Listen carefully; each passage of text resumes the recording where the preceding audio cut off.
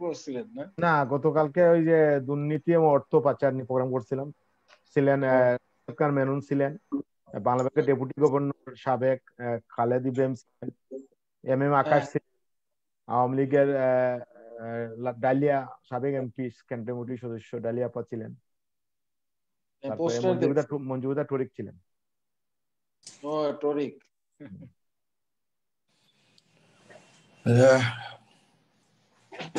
দেবালোক হ্যাঁ, কেমন সবাইকে আছেন? স্বাগত জানাচ্ছি। হ্যাঁ দাদা, কেমন আছেন আমাদের আপনি? অনুষ্ঠান শুরু হয়ে গেছে বাউল ভাই। ওকে, সবাইকে স্বাগত জানাচ্ছি প্রবাস দর্পণ নিয়মিত সংলাপে। আপনারা জানেন সারা বিশ্বে কোভিড-19 মহামারীতে 15,30,000 মানুষ মারা গেছেন। আমাদের ইউকে সহ ইউরোপের বিভিন্ন দেশে আবার আক্রান্ত মৃত্যু সংখ্যা দিন দিন বৃদ্ধি পাচ্ছে। কোভিডের ভ্যাকসিন আগামী সপ্তাহে ইউকে মানুষের মধ্যে প্রয়োগ করা হবে ঘোষণা দিয়েছে ইউকে সরকার। আমাদের প্রিয় মাতৃভূমি বাংলাদেশে আক্রান্ত মৃত্যু সংখ্যা দিন দিন বেড়ে চলছে। আর একই সাথে দেশে নারী নির্যাতন, বেকার সমস্যা, দ্রব্যমূল্য ঊর্ধ্বগতি, মানুষের হতাশা বিরাজ করছে। এছাড়াও মধ্যপ্রাচ্যের বিভিন্ন দেশে 1 লক্ষ প্রবাসী ভিসার মেয়াদ এবং টিকিটের অভাবে নিজ কর্মস্থলে ফিরতে পারছেন না। এই জন্য আমরা প্রবাসীরা গভীর উদ্বেগ উৎকণ্ঠায় আছি। কি হচ্ছে বাংলাদেশে তা জানতে আজকের এই সংলাপ। আজকের বিষয় সমসাময়িক বাংলাদেশ। আজকে আমাদের অতিথি প্যানেলে আছেন মাননীয় সংসদ সদস্য ঢাকা দক্ষিণ মহিলা আওয়ামী লীগের সাধারণ সম্পাদক নার্গিস রহমান এমপি। আমাদের সাথে আছেন সাবেক ছাত্রনেতা বিএনপির কেন্দ্রীয় কমিটির সহ সম্পাদক জনাব মুস্তাফিজুর রহমান বাবুল। আমাদের সাথে আছেন বিশিষ্ট চিকিৎসক ডিএসকে এর প্রধান নির্বাহী বাংলাদেশের কমিউনিস্ট পার্টির কেন্দ্রীয় কমিটির সদস্য ডাক্তার দিবালু সিংহ। আমাদের সাথে সংযুক্ত হবেন যুবলীগের প্রেসিডিয়াম সদস্য সাবেক সাংসদ নবীন আওয়াজ। আমাদের সাথে আছেন প্রবাস চট্টগ্রাম পূর্বতন শাহরি হাসান। সবাইকে স্বাগত জানিয়ে শুরু করছি আজকের সংলাপ। সংলাপের শুরুতে আমি যাব আমাদের চট্টগ্রাম পূর্বতন শাহরি হাসানের কাছে কোভিড-19 আপডেট জানতে। ধন্যবাদ আপনাকে রূপকদা। আজকের এই প্যানেলে যারা সম্মানিত আলোচক আছেন এবং এই অনুষ্ঠান যারা দেখছেন শুনছেন, সবাইকে সান্ধ্যকালীন শুভেচ্ছা জানাচ্ছি। সরকারের স্বাস্থ্য অধিদপ্তর থেকে গণমাধ্যমে পাঠানো তথ্য বিবরণী অনুযায়ী গত 24 ঘন্টায় সরকারি বেসরকারি 118টি পরীক্ষাগারে কোভিড-19 নমুনা পরীক্ষা করা হয়েছে 13,540 জন। এতে কোভিড-19 শনাক্ত হয়েছে 1,888 জনের শরীরে। গত 24 ঘন্টায় কোভিড-19 আক্রান্ত হয়ে দুঃখজনকভাবে মৃত্যুবরণ করেছেন 35 জন। গেল 24 ঘন্টায় কোভিড-19 আক্রান্ত হওয়ার পর সুস্থ হয়ে ফিরেছেন 2,457 জন। এই মুহূর্তে আইসোলেশনে গত 24 ঘন্টায় আইসোলেশনে নেওয়া হয়েছে 193 জনকে। আইসোলেশন থেকে ছাড় দেওয়া হয়েছে 156 জনকে। এটি গেল 24 ঘন্টার সংবাদ। এর বাইরে সারা বাংলাদেশে এ পর্যন্ত কোভিড-19 সর্বমোট নমুনা পরীক্ষা করা হয়েছে 28,49,951 জনের। এতে কোভিড-19 শনাক্ত হয়েছে 4,75,879 জনের শরীরে। এ পর্যন্ত কোভিড-19 আক্রান্ত হয়ে মৃত্যুবরণকারীর সংখ্যা সর্বমোট 6,807 জন। এ পর্যন্ত কোভিড-19 আক্রান্ত হবার পর ঘরে হাসপাতালে বিভিন্নভাবে চিকিৎসা সেবা নিয়ে সুস্থ হয়ে ফিরেছেন 3,93,408 জন। এই মুহূর্তে আইসোলেশনে আছেন 13,034 জন এবং আইসোলেশন থেকে এ পর্যন্ত ছাড় দেওয়া হয়েছে 79,265 জনকে। এটি ছিল কোভিড-19 নিয়ে বাংলাদেশের সর্বশেষ চিত্র। ধন্যবাদ আপনাদের সবাইকে। ধন্যবাদ জানাচ্ছি। আবার আসবো আপনার কাছে শাহরি হাসান ভাই। আমি শুরুতেই যাব, আমাদের সাথে আছেন ডাক্তার দিবালু সিংহ, যিনি বাংলাদেশের কমিউনিস্ট পার্টি কেন্দ্রীয় কমিটির সদস্য এবং ডিএসকে এর প্রধান নির্বাহী। ডিএসকে আমরা জানি যে বাংলাদেশের বিভিন্ন জায়গায় গরিব অসহায় মানুষকে বিভিন্নভাবে চিকিৎসা দিয়ে থাকে, তাদেরই কর্ণধার। আমি শুরুতেই যাব দিবালুদা। আমরা দেখতে পেয়েছি যে আমাদের ইউকেতে ভ্যাকসিন আপনার আগামী সোমবার থেকে হয়তো আমাদের ভ্যাকসিন প্রয়োগ করা হবে রোগীদের এবং বিভিন্ন মানুষের মধ্যে। এবং একই সাথে কোভিড কিন্তু বাংলাদেশে বাড়ছে এবং ইউরোপের বিভিন্ন দেশে আমরা জানি মৃত্যু সংখ্যা এত বাড়ছে আপনার আগের তুলনায় মানে অনেক বেশি, যেটা প্রথম ধাপের তুলনায় দ্বিতীয় ঢেউয়ে অনেক বেশি বেড়ে গেছে। তো সেই অবস্থায় বাংলাদেশের যে অবস্থা, বাংলাদেশের অবস্থায় কোভিড এর ভ্যাকসিনের কি অবস্থা আছে একটু বলেন কাইন্ডলি, যে ভ্যাকসিনের কি আপডেট আছে, বাংলাদেশে কি করতে যাচ্ছে, বাংলাদেশ কিভাবে করতে যাচ্ছে, আর যদি কোভিড এ মানুষের সচেতন থাকার জন্য কি করা দরকার মনে করেন? ধন্যবাদ রূপকদা আপনার অনুষ্ঠানে আমন্ত্রণ জানানোর জন্য। এবং আমি আমাদের এখানে যারা বিজ্ঞ আলোচক বৃন্দ আছেন তাদেরকে অভিনন্দন জানাই। আমাদের মুস্তাফিজুর রহমান বাবুল আমাদের আগে ছাত্র ইউনিয়নের সভাপতি ছিলেন, তাকে অনেকদিন পরে দেখলাম, ভালো লাগলো।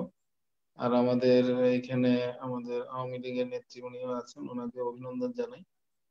আমি যেটা বলতে চাই, এই পর্যায়ে যে কোভিড ভ্যাকসিন যেটা এখন আবিষ্কৃত হতে চলেছে বা ইতিমধ্যে ইংল্যান্ড যেটা অনুমোদন দিয়েছে, সেইটা আপনার প্রথমত এই মানে বিশাল সংখ্যক টিকা আসলে সংগ্রহ করা, এটা একটা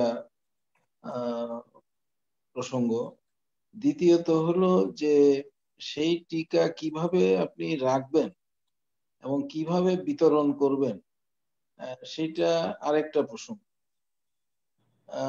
যে যে প্রযুক্তিতে এখন টিকা উৎপাদন করার দ্বার প্রান্তে আমরা পৌঁছেছি, সেইটা মানে এখন যেটা ফাইজারের যে টিকা যে মানে এখন আপনি বলছেন, সেটা একটা আরএনএ জিন ভিত্তিক প্রযুক্তি এবং সেই জিন ভিত্তিক প্রযুক্তিতে এটা প্রস্তুত করা হচ্ছে। এবং এই টিকা মানে সারা পৃথিবীতে যদি মানে ছড়িয়ে দিতে হয়, তাহলে আপনার সেটাকে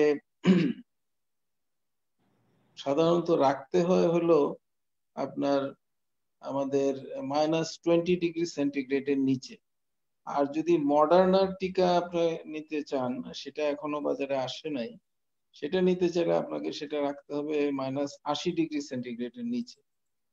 সুতরাং আমরা যেহেতু মানে একটু গ্রীষ্মকালীন দেশ, সুতরাং এখানে এই ধরনের পদ্ধতিতে টিকা রক্ষা করা এবং সেটার গুণাগুণ বজায় রেখে একদম প্রান্তস্থিত মানুষের কাছে পৌঁছানো, সেই ব্যাপারে এখন পর্যন্ত আমরা কোনো পরিকল্পনার কথা এখানে শুনতে পাচ্ছি না। যেটা গতকালকে আমাদের সরকার প্রধান যেটা বলেছেন, সেটা হলো যে আমাদেরকে যদি প্রযুক্তি, উন্নত দেশগুলি যদি প্রযুক্তি দেয়, তাহলে আমরা এখানেও সেটা এখানে আমরা তৈরি করতে পারবো। এটা তিনি আহ্বান জানিয়েছেন উন্নত বিশ্বের দেশগুলির কাছে। তো এখানে একটা জিনিস আপনি নিশ্চয়ই অনুধাবন করছেন যে টিকা আসলে এক এক দেশের মানে আমাদের এই করোনা ভাইরাসটি বিভিন্ন দেশে বিভিন্ন রকমের প্রতিক্রিয়া দেখাচ্ছে আর কি। এবং যেহেতু বিভিন্ন রকম প্রতিক্রিয়া দেখাচ্ছে এবং তার যে নিজস্ব কাঠামো, সেই কাঠামোরও বিভিন্ন পরিবর্তন হচ্ছে এক দেশ থেকে আরেক দেশে গেলে। এখন যে সমস্ত টিকা এখানে এখন সাফল্যের দ্বার প্রান্তে পৌঁছে গেছে, তারা মূলত দক্ষিণ আমেরিকার দেশগুলিতে এইগুলি মানে পরীক্ষা নিরীক্ষা চালিয়েছিল। এবং আপনি জানেন যে একটা টিকা প্রস্তুত করতে 4 ধরনের ধাপ অতিক্রম করতে হয় আর কি।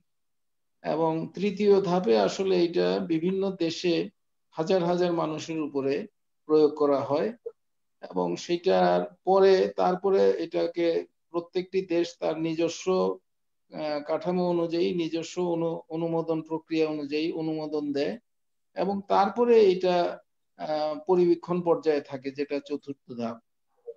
এখন আমাদের এখানে আমরা একটু ইতিহাস স্মরণ করতে পারি যে 2009 সালে যে ইনফ্লুয়েঞ্জার মহামারী দেখা দিয়েছিল H1N1, তাতে মানে তখনকার বিশ্ব স্বাস্থ্য সংস্থার প্রাক্কলিত হিসাব অনুযায়ী 200 কোটি ডোজ টিকার প্রয়োজন ছিল। এবং সেই 200 কোটি ডোজ টিকার প্রয়োজনীয়তার পটভূমিতে মার্কিন যুক্তরাষ্ট্র নিজেরাই 60 লক্ষ ডোজ টিকা তারা অগ্রিম ক্রয় করেছিল তাদের নিজেদের দেশের জন্য। এছাড়া অন্যান্য পশ্চিমা বিশ্বের যে সমস্ত ধনী দেশগুলি আছে, তারাও অগ্রিম এইগুলি কেনার চুক্তি করেছিল। এবং যখন শেষে 2009 সালের শেষের দিকে যখন এই H1N1 ভাইরাসটির মহামারীটা যখন একটু কমে আসতে শুরু করে, তখনই একমাত্র আলোচনা হয়েছিল যে তৃতীয় বিশ্বের দেশগুলিতে কিভাবে এটা দেওয়া যায়। সুতরাং এখন আমরা দেখতে পাচ্ছি যে এই মুহূর্তে যে সমস্ত 13টি টিকা আছে বিভিন্ন দেশে, যেগুলি মোটামুটি মানে তৃতীয় ধাপে আছে এবং এই তাদের সফলতার সম্ভাবনা বেশি। কিন্তু একই সাথে আমরা দেখতে পাচ্ছি যে আমেরিকা সহ অন্যান্য বিশ্বের যে সমস্ত পরাক্রমশালী এবং ধনী দেশ আছে, তারা সেগুলি অগ্রিম ভিত্তিতে কিনে নিচ্ছে। এখন যেহেতু তারা অগ্রিম ভিত্তিতে কিনে নিচ্ছে, সুতরাং প্রথম ধাপে অন্য তৃতীয় বিশ্বের দেশগুলিতে সেটা কিভাবে মানে দেওয়া হবে সেইটা সম্পর্কে এখন পর্যন্ত নির্দিষ্ট কোনো আলোচনা এখন পর্যন্ত আমরা দেখতে পাচ্ছি না। দ্বিতীয় কথা হলো যে এই টিকা মানে আপনার যখন আমাদের দেশে আসবে, তখন আসলে পরে সেটা আপনি কিভাবে বিতরণ করবেন, সেই বিতরণের একটা জাতীয় নীতিমালার প্রয়োজন এবং একটা জাতীয় কৌশলগত নীতিমালার প্রয়োজন। এবং আমাদের এখানে যারা মানে অসহায় দরিদ্র, কারণ দেখা যাচ্ছে সাধারণভাবে একটা হিসাবে দেখা যাচ্ছে যে প্রায় একটা টিকার জন্য $32 থেকে $40 মতো খরচ হবে, তার মানে প্রায় 2500 টাকার মতো, এবং একটা দিলে হবে না, 2বার দিতে হবে 3 সপ্তাহের ব্যবধানে। সুতরাং সেই টাকাটা আমাদের দেশে এখন দেখা যাচ্ছে এই করোনার সময় প্রায় দেশের জনসংখ্যার প্রায় 1/3 লোক এখন দরিদ্র সীমার নিচে চলে গেছে। তাইলে আমাদের 16 কোটি জনসংখ্যা, তার 1/3 লোক যদি দরিদ্র সীমার নিচে গিয়ে থাকে, তাইলে এই 1/3 লোকের জন্য যদি আপনার টিকা সংগ্রহ করতে হয়, তাইলে প্রায় মানে 4,500 কোটি টাকার মতো প্রয়োজন। এখন সেই টাকা কিভাবে কোথা থেকে সংগৃহীত হবে সেই প্রসঙ্গগুলি এইখানে আছে এবং সেইগুলি আরো মানে বিস্তারিত এবং স্বচ্ছভাবে আলোচিত হওয়া প্রয়োজন। আমি এখানে একটা কথা বলতে চাই যে এইবার যে বাজেট করা হয়েছে সেই বাজেটে কিন্তু আমাদের স্বাস্থ্য সেবা খাত অগ্রাধিকার পায়নি। আমাদের বাংলাদেশ সরকারের যে 7টি অগ্রাধিকারমূলক খাত আছে এইবারের বাজেটে, সেইখানে স্বাস্থ্য সেবা খাত অগ্রাধিকার পায়নি, এবং মানে শিক্ষা খাত অগ্রাধিকার পায়নি, এবং সামাজিক সুরক্ষা খাত অগ্রাধিকার পায়নি।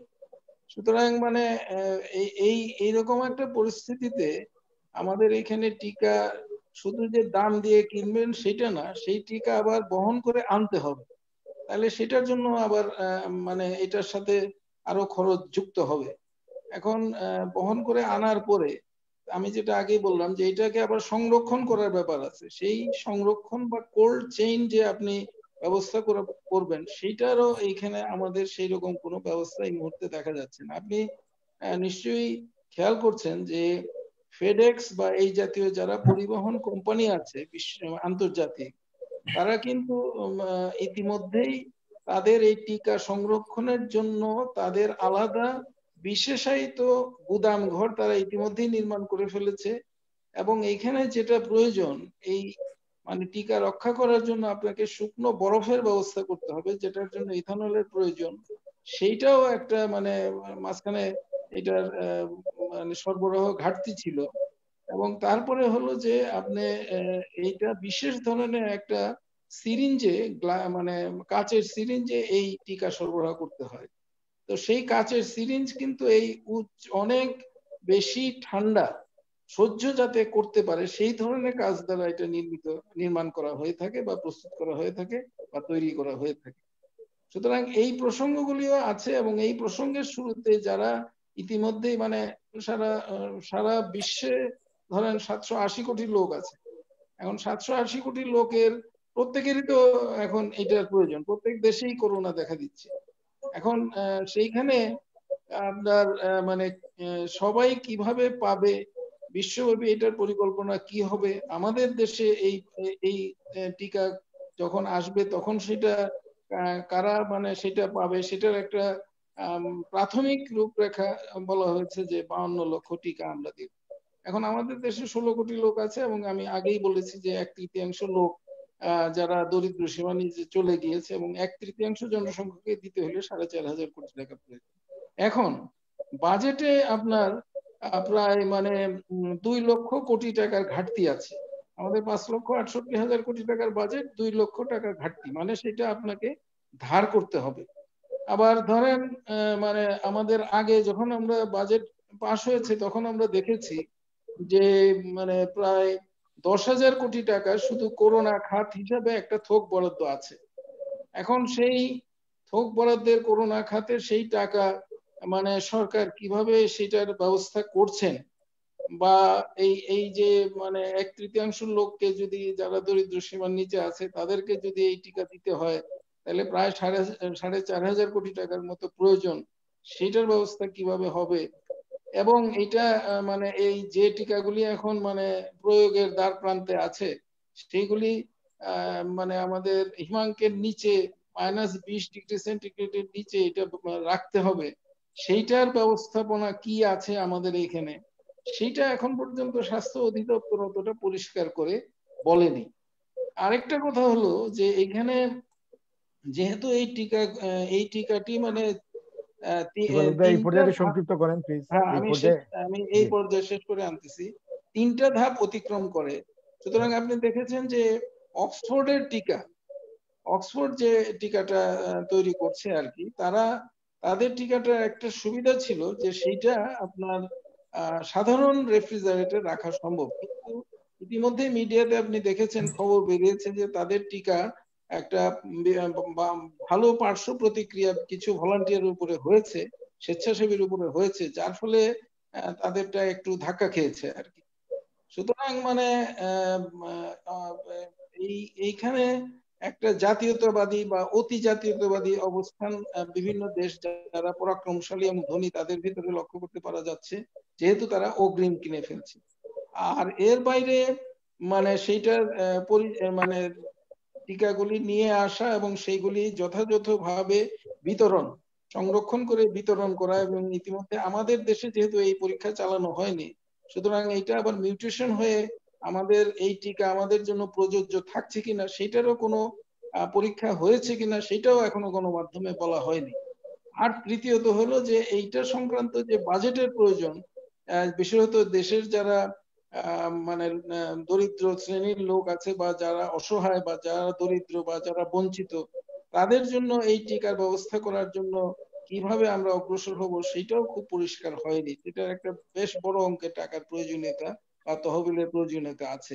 সুতরাং আলোচনা যখন আমরা করতে যাব তখন এই সমস্ত বিষয়গুলিকে একটা একটা আলাদা আলাদা করে ভিতরে গভীরভাবে দেখে আমাদের সরকারের মাধ্যমে সেই সিদ্ধান্তে আমাদেরকে পৌঁছতে হবে। আর আমি যদি আবার সুযোগ পাই তাহলে আমি বিশ্ব স্বাস্থ্য সংস্থা তার কিছু উদ্যোগ আছে সেটার কথা বলতে চাই। আর মানে আমাদের দেশের সাধারণ মানুষের যে মানে এই ধরনের টিকার প্রতি তারা প্রতিরোধমূলক ব্যবস্থা যে গড়ে তোলা, অর্থাৎ আমাদের যদি টিকা না থাকে বা টিকা যদি আমরা না পাই বা প্রথম ধাপে না পাই, 2021 সালে না পাই, তাইলে আমাদের কি হবে সেটারও কৌশলগত পরিকল্পনা আমাদের প্রয়োজন, যেটা এখানে আমরা অতটা ভালোভাবে পর্যবেক্ষণ করতে না, পারছি না। আবার আসবো। আর একটা প্রশ্ন আমার কাছে আপনার কাছে করবো, যেটা হচ্ছে যে আমরা দেখতে পাচ্ছি যে বিভিন্ন সংস্থা সতর্কমূলক করতেছে যে ভ্যাকসিন যদি বেজাল বা জাল বা 2 নম্বর ভ্যাকসিন বের হয়, হ্যাঁ, তাতে কি করা। এটা ব্যাপারে আপনার কাছে দ্বিতীয় পর্যায়ে আসবো। আমরা প্রোগ্রামটা 1 ঘন্টা শেষ করতে চাবো। আমি যাবো এখন আমাদের সাথে সংযুক্ত যুবলীগের কেন্দ্রীয় প্রেসিডেন্ট সদস্য সাবেক সাংসদ নবীন নওয়াজ ভাই। নবীন নওয়াজ ভাই, আপনাকে স্বাগত জানাচ্ছি। আমরা আজকে দেখতে পেয়েছি সকাল থেকে আপনারা শহীদ সোহরাওয়ার্দী আজকে দিবসে আপনারা শ্রদ্ধা জানিয়েছেন, মাজারে গিয়েছেন, এবং যদি আপনারা যে কথাগুলো বলছিলেন কোভিডে বাংলাদেশে আক্রান্ত বাড়ছে, আপনারা যুবলীগ কোন ধরনের কি কোনো উদ্যোগ নিয়েছেন যে মানুষকে সচেতনতা করার জন্য কোন ধরনের ভূমিকা নিয়েছেন কিনা, এই ব্যাপারটা একটু বলেন প্লিজ। ধন্যবাদ প্রভোগ দা, প্রবাস দর্পণকে আজকে আমাকে সংযুক্ত করার জন্য। আসলে যে কথাটি বলেছেন ঠিক, সকালবেলা আমরা গিয়েছিলাম 3 নেতার মাজারে ফুল দিতে। সেখান থেকে আমাদের যদিও আজকের দিনটি ঠিক করা ছিল গতকাল আমরা সারাদিন প্রোগ্রাম করেছি শেখ মনিভাই কে নিয়ে, করার পরে সেখানে একটা বিয়ের অনুষ্ঠান ছিল সন্ধ্যার সময়। সেই অনুষ্ঠানে আমরা সব যুক্ত হয়েছি। যদিও দিনের বেলা আমাদের সিদ্ধান্ত হয়েছে যে, আগে থেকেই ছিল, দিনের সিদ্ধান্ত হয়েছে যে আমরা দায়িত্বটা কে কোথায় পালন করব।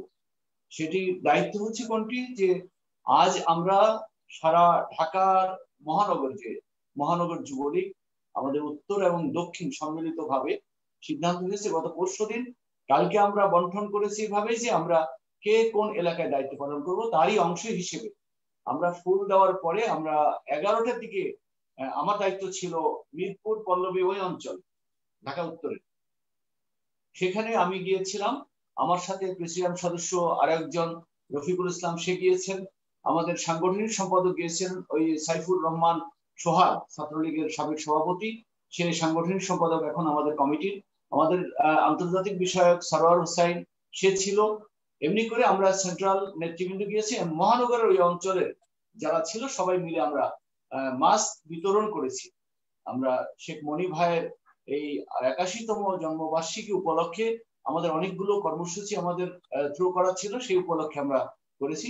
সেটি স্বাভাবিকভাবেই আমাদের ওই অঞ্চলে যারা আমাদের নেতৃবৃন্দ আছে তারা প্রচুর মাস্ক যাদের মুখে নাই, যারা অসহায় মানুষ একেবারে রাস্তায় আমরা যাদেরকে দেখেছি তাদেরকে, যদিও মাস্ক আছে একজনের একেবারে পুরাতন হয়ে গেছে, ছিঁড়ে গিয়েছে একেবারে, যে মাস্কটি আসলে মাস্ক না, এটা আরো বেশি তার জন্য ব্যাধি ডেকে আনবে, এরকম মানুষকেও আমরা মাস্ক আজকে দিয়েছি, আমরা আমাদের ছেলেদের সেভাবেই কাজ করিয়েছি। তো তাতে করে আমরা মনে করি যে শেখ মনি ভাইয়ের জন্মদিন উপলক্ষে 21তম জন্মদিন উপলক্ষে আমরা আলোচনা অনুষ্ঠান রেখেছি। তার আগে মিলাদ মাহফিল আপনারা দেখেছেন, আমরা 32 ফুল দিয়ে বনানী ফুল দিয়ে মিলাদ মাহফিল করে তারপর আলোচনা অনুষ্ঠান করে আজকে আমরা এই কাজটি করেছি সামাজিকভাবে। যেহেতু করোনার এই সময় আমাদের, আপনি একটা হয়তো প্রস্তাব করতে পারতেন যে আমরাও তো গ্যাদারিং করছি ফুল দিতে যেয়ে, তারপরে বিভিন্ন প্রোগ্রাম সফল করতে যেয়ে, কিন্তু আমাদের মধ্যে একটা সচেতনতা এসে গেছে, আমাদের সবার পকেটে যেন ওই হ্যান্ড স্যানিটাইজার সেটা রয়ে গেছে, একজন আরেকজনকে দিচ্ছে, আবার মাস্ক ব্যবহার করছে না, এই তুমি ব্যবহার করলে না কেন, আবার এই তুমি একেবারে এত কানাকানি করতেছো কেন, এই যে আমাদের মধ্যে সচেতনতা যেটি, এটি দিয়েও আমরা আমাদের ছেলেদেরকে আমাদের কর্মীদেরকে আমরা সচেতন করে আমরা চেষ্টা করে যাচ্ছি অন্তত পক্ষে এই বাঙালি জাতি আমরা যাতে সঠিকভাবে সামনে এগোতে পারি। সরকারকে সহযোগিতা করার জন্য সরকারের একটি দলের অঙ্গ সহযোগী সংগঠন হিসেবে আমরা যুবলীগ আমরা নিয়মিত কাজ করে যাচ্ছি।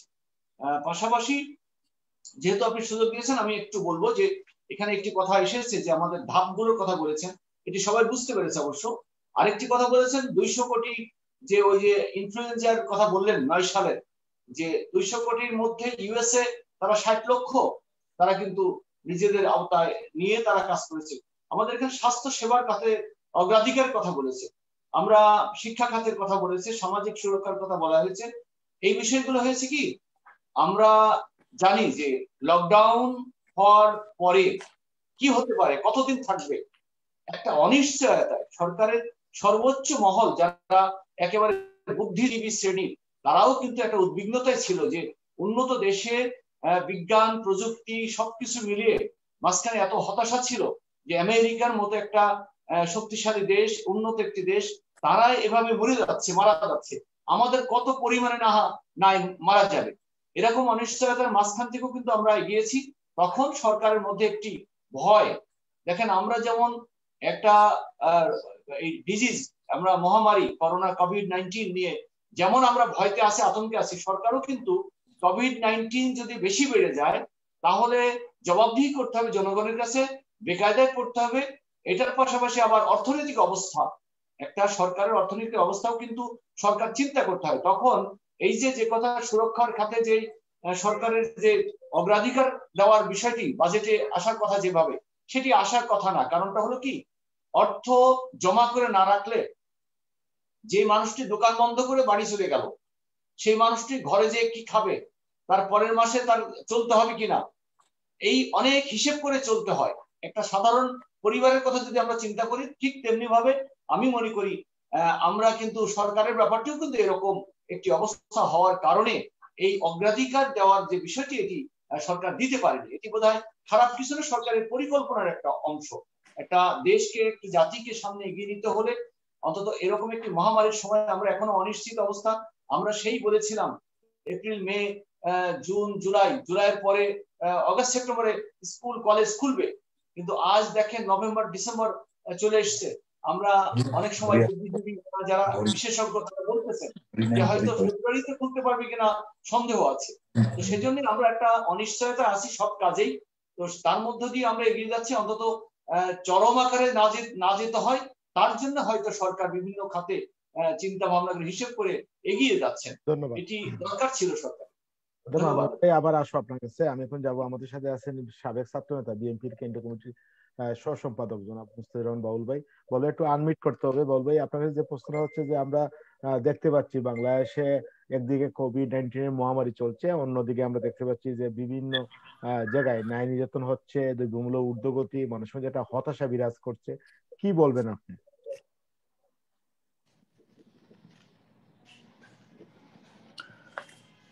ধন্যবাদ রূপক দা আমাকে এই অনুষ্ঠানে সুযোগ করে দেওয়ার জন্য।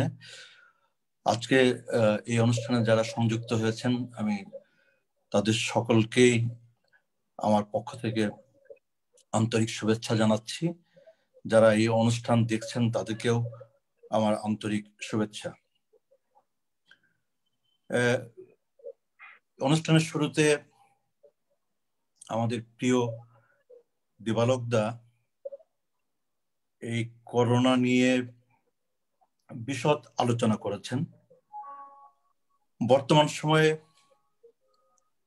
বাংলাদেশের সামনে, সারা দুনিয়ার মানুষের সামনে বড় আলোচিত ইস্যু হচ্ছে, উদ্বেগ উৎকণ্ঠার ইস্যু হচ্ছে করোনা।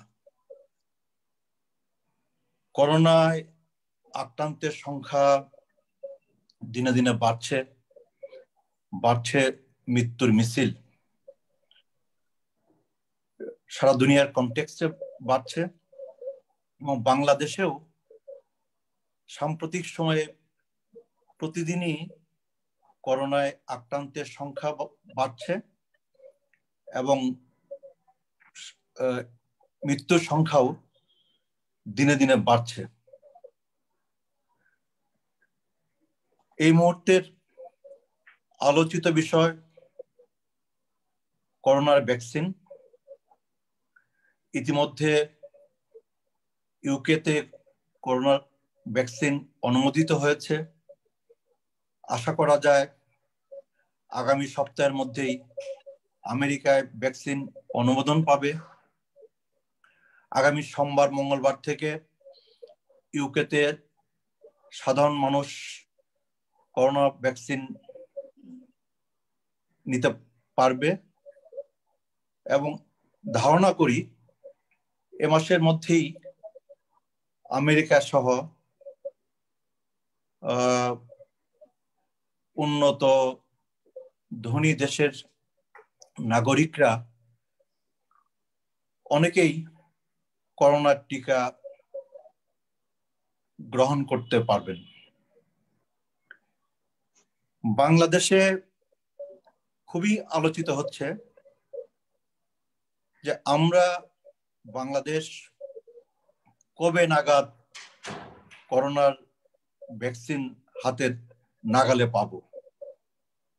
ইতিমধ্যে সরকারের তরফ থেকে বলা হয়েছে যে ইন্ডিয়াতে সিরাম ইনস্টিটিউটের সাথে বাংলাদেশের ঔষধ প্রস্তুতকারী প্রতিষ্ঠান ভ্যাকসিনকোর মাধ্যমে 3 কোটি ডোজ ভ্যাকসিন ক্রয়ের ব্যাপারে একটি চুক্তি সম্পাদিত হয়েছে।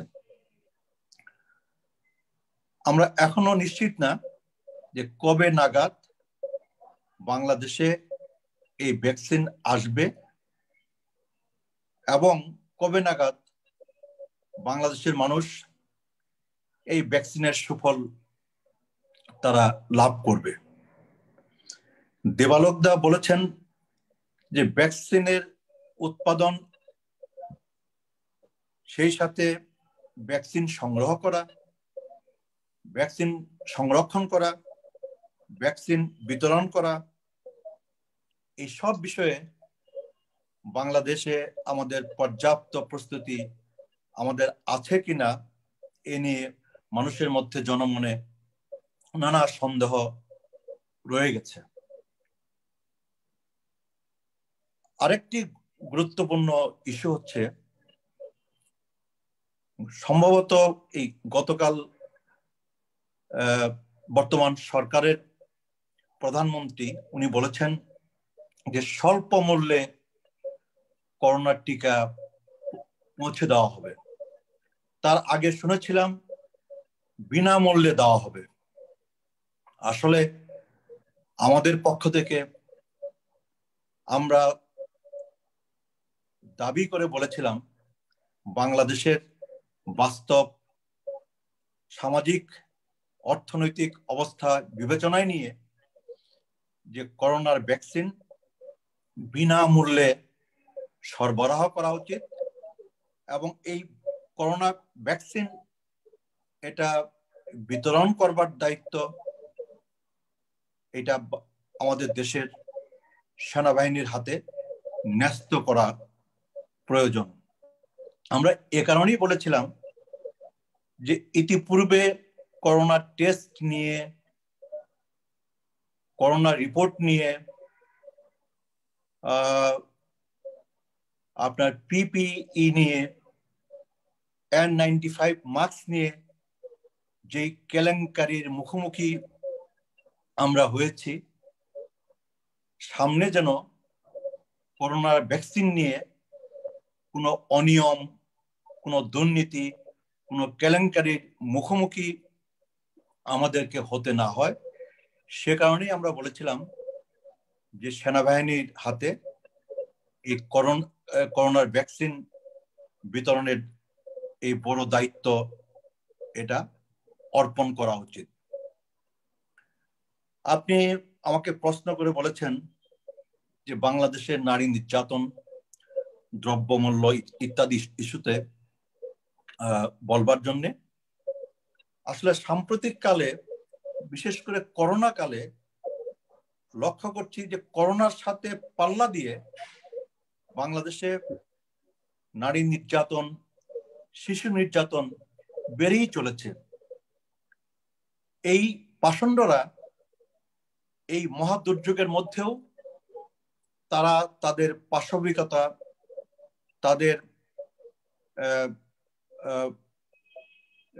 তাদের দর্শনের হাত থেকে 4 বছরের শিশু এবং 74 বছরের বৃদ্ধা পর্যন্ত কাউকেই রেহাই দিচ্ছে না। এই ক্ষেত্রে লক্ষ্য করলে আমরা দেখব যে বাংলাদেশের অধিকাংশ ক্ষেত্রে, আমি কোনো দল বিশেষকে দোষারোপ করার জন্য বলছি না, বর্তমান সময়ে যেই সংবাদগুলো সারা দেশ জুড়ে আলোচিত হচ্ছে, সেই সংবাদগুলোর প্রতি দৃষ্টি নিক্ষেপ করেই আমি বলতে চাই যে সাম্প্রতিক কালে আমাদের দেশে অধিকাংশ শিশু নির্যাতন, নারী ধর্ষণের যেই লোমহর্ষক ঘৃণ্য ঘটনা ঘটছে, এসব ঘটনার সাথে সরকারি দলের নানা অঙ্গ সংগঠনের কিংবা সরকারি দলের নানা পর্যায়ের নেতৃবৃন্দ, সংগঠক কর্মীরা জড়িত। অর্থাৎ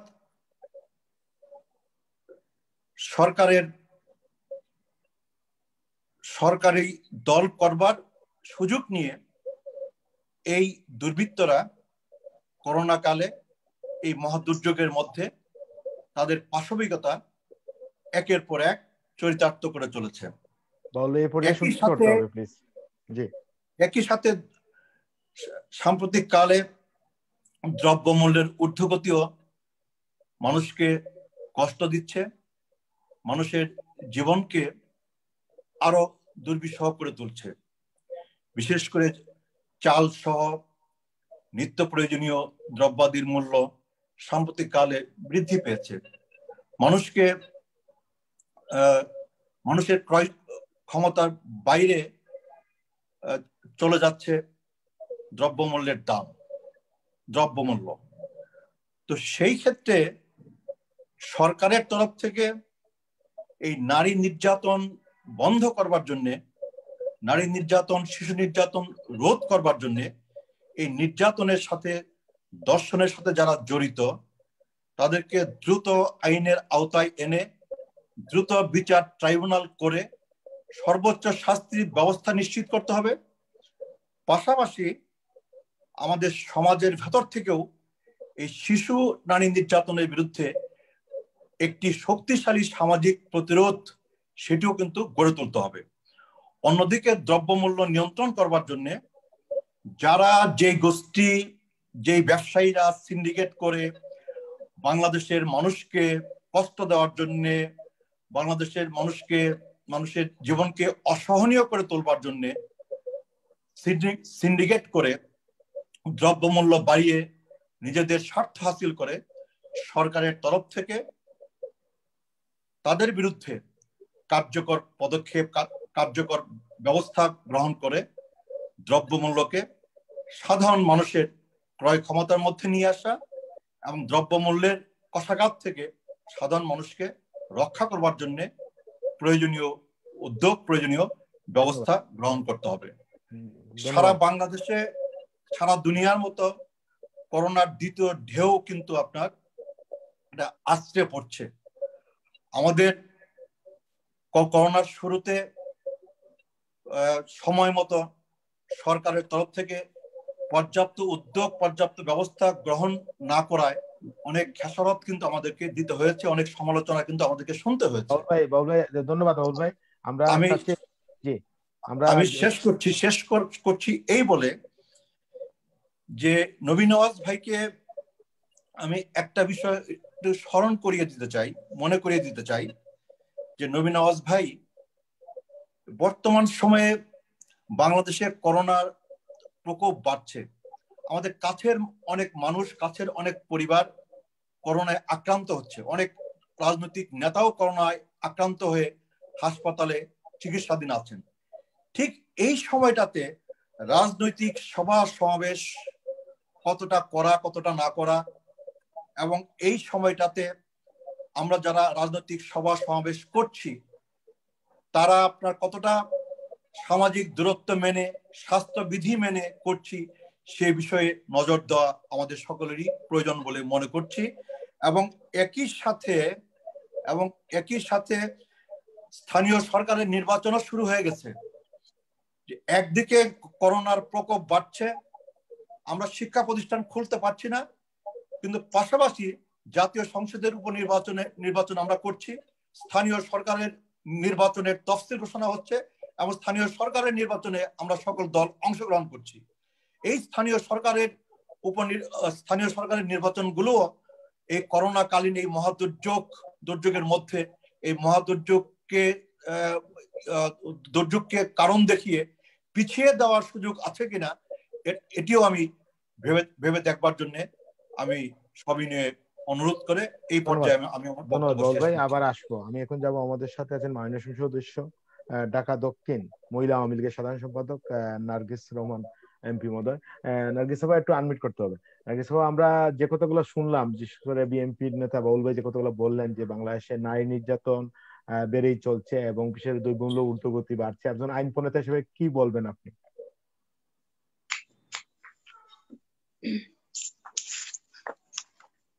ধন্যবাদ রূপক দা, আপনাকে আমাকে আজকে এই অনুষ্ঠানে ইনভাইট করার জন্য আপনাকে অসংখ্য ধন্যবাদ। আমি যারা এখানে আছেন, নবী নওয়াজ সাবেক এমপি, প্রেসিডিয়াম সদস্য আওয়ামী যুবলীগ, এবং আরো আছেন মুস্তাফিজুর রহমান বাবুল, সহ সম্পাদক জাতীয় নির্বাহী কমিটি বিএনপি, আরো আছেন ডক্টর দিবালোক সিং, সদস্য সিপিপি কেন্দ্রীয় কমিটি, আরো আছেন শাহরিয়ার হাসান, প্রবাস দর্পণ চট্টগ্রাম ব্যুরো প্রধান। হ্যাঁ জি, আমি সবাইকে অসংখ্য ধন্যবাদ। আপনারা সবাই আমার এই বিজয় দিবসের, বিজয় মাসের শুভেচ্ছা সবাইকেই, কারণ এটা আমাদের বিজয় মাস। আপনারা সবাই জানেন যে এই মাসে আমরা বিজয় অর্জন করেছিলাম স্বাধীনতার সময়, সেই 16 ডিসেম্বর। সেই মাসকে সামনে রেখে আমি একটা দুটো কথা বলবো, যেটা নারী নির্যাতন।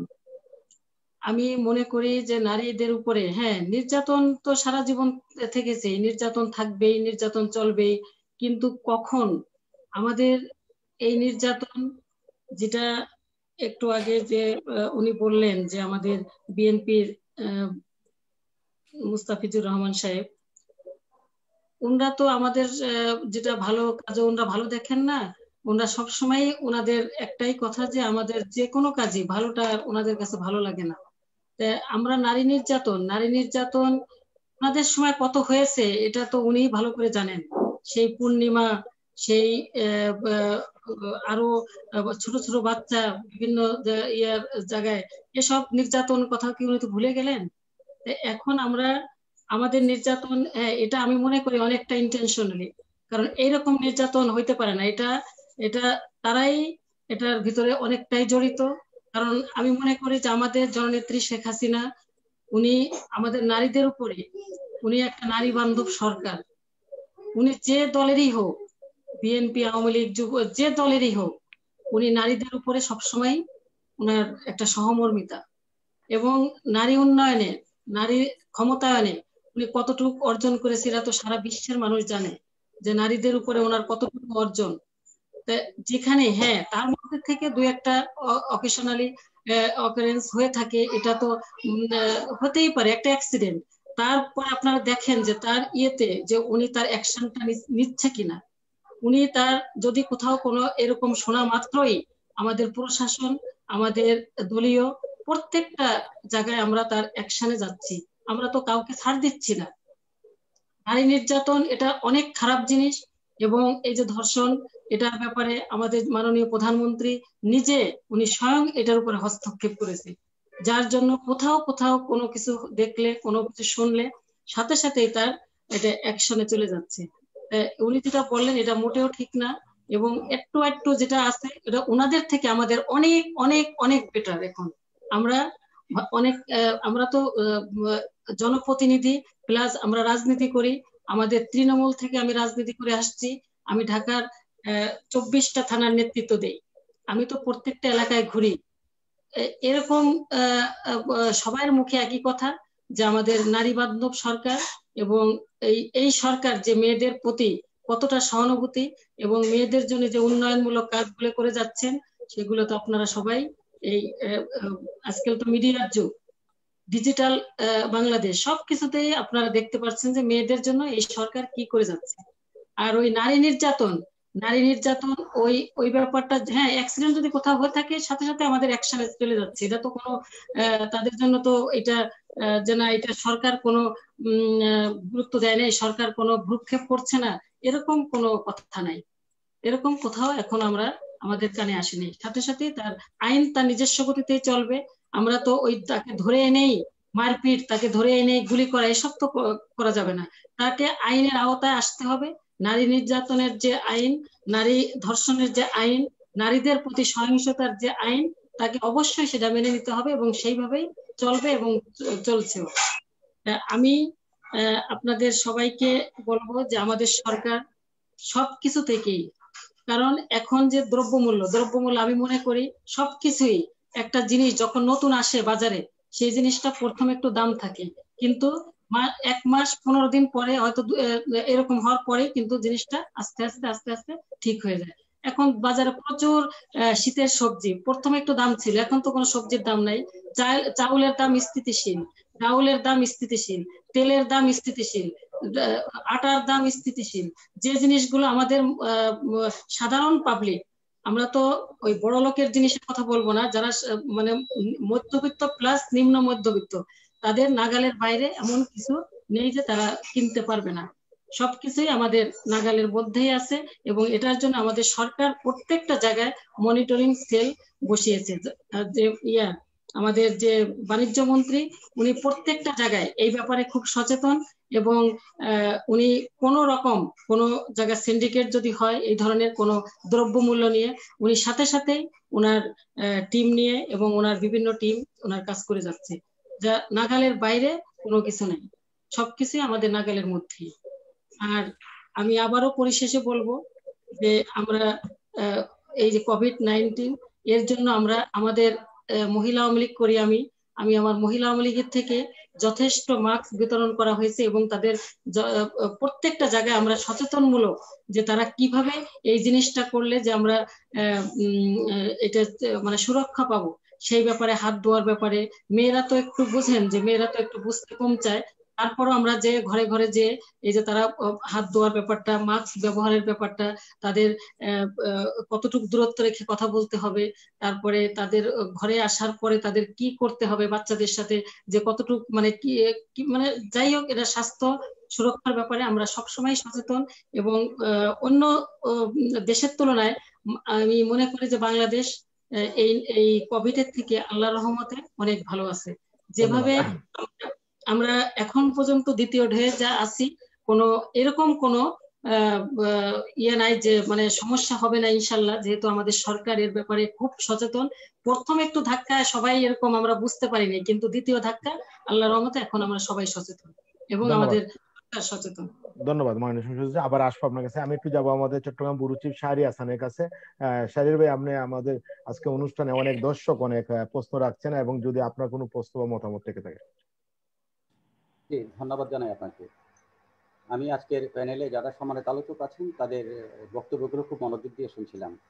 কিছু কমেন্টস আমাদের কাছে এসছে, এক দুটো পড়তে চেষ্টা করি আমি আপনাদেরকে জানানোর জন্য। সেটি হচ্ছে মীর সাব্বির নামে একজন লিখেছেন, বিরোধী দলে থাকাকালে দেশের সম্পর্কে যতটা ভাবা হয়, সরকারি দলে থাকাকালে যদি দেশের জন্য এতটা ভাবা হতো, তাহলে আজ আমাদের দেশ প্রথম সারির উন্নত দেশগুলোর মধ্যে অন্যতম একটি দেশ হতো। তারপর আপনার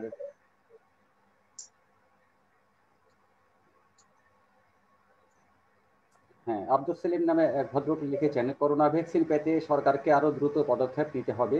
সেনাবাহিনীর মাধ্যমে জাতীয় পরিচয়পত্রের ভিত্তিতে করোনা ভ্যাকসিন সরবরাহ নিশ্চিত করতে হবে। সরকারের সঠিক পদক্ষেপই পারে জনগণের কল্যাণ আনতে। তারপর তিনি সম্ভবত আবার লিখেছেন যে আজকের তিনি আবার লিখেছেন যে আলোচনায় দর্শকদের ফোন কলে কিংবা মেসেজের মাধ্যমে সম্পৃক্ত করা দরকার। সরকারি ও বিরোধী দলের নেতাদের কাছে জনগণের অনেক প্রশ্ন থাকতে পারে। এটি মাননীয় সম্মানিত সম্পাদকের দৃষ্টি আকর্ষণ করেছেন তিনি।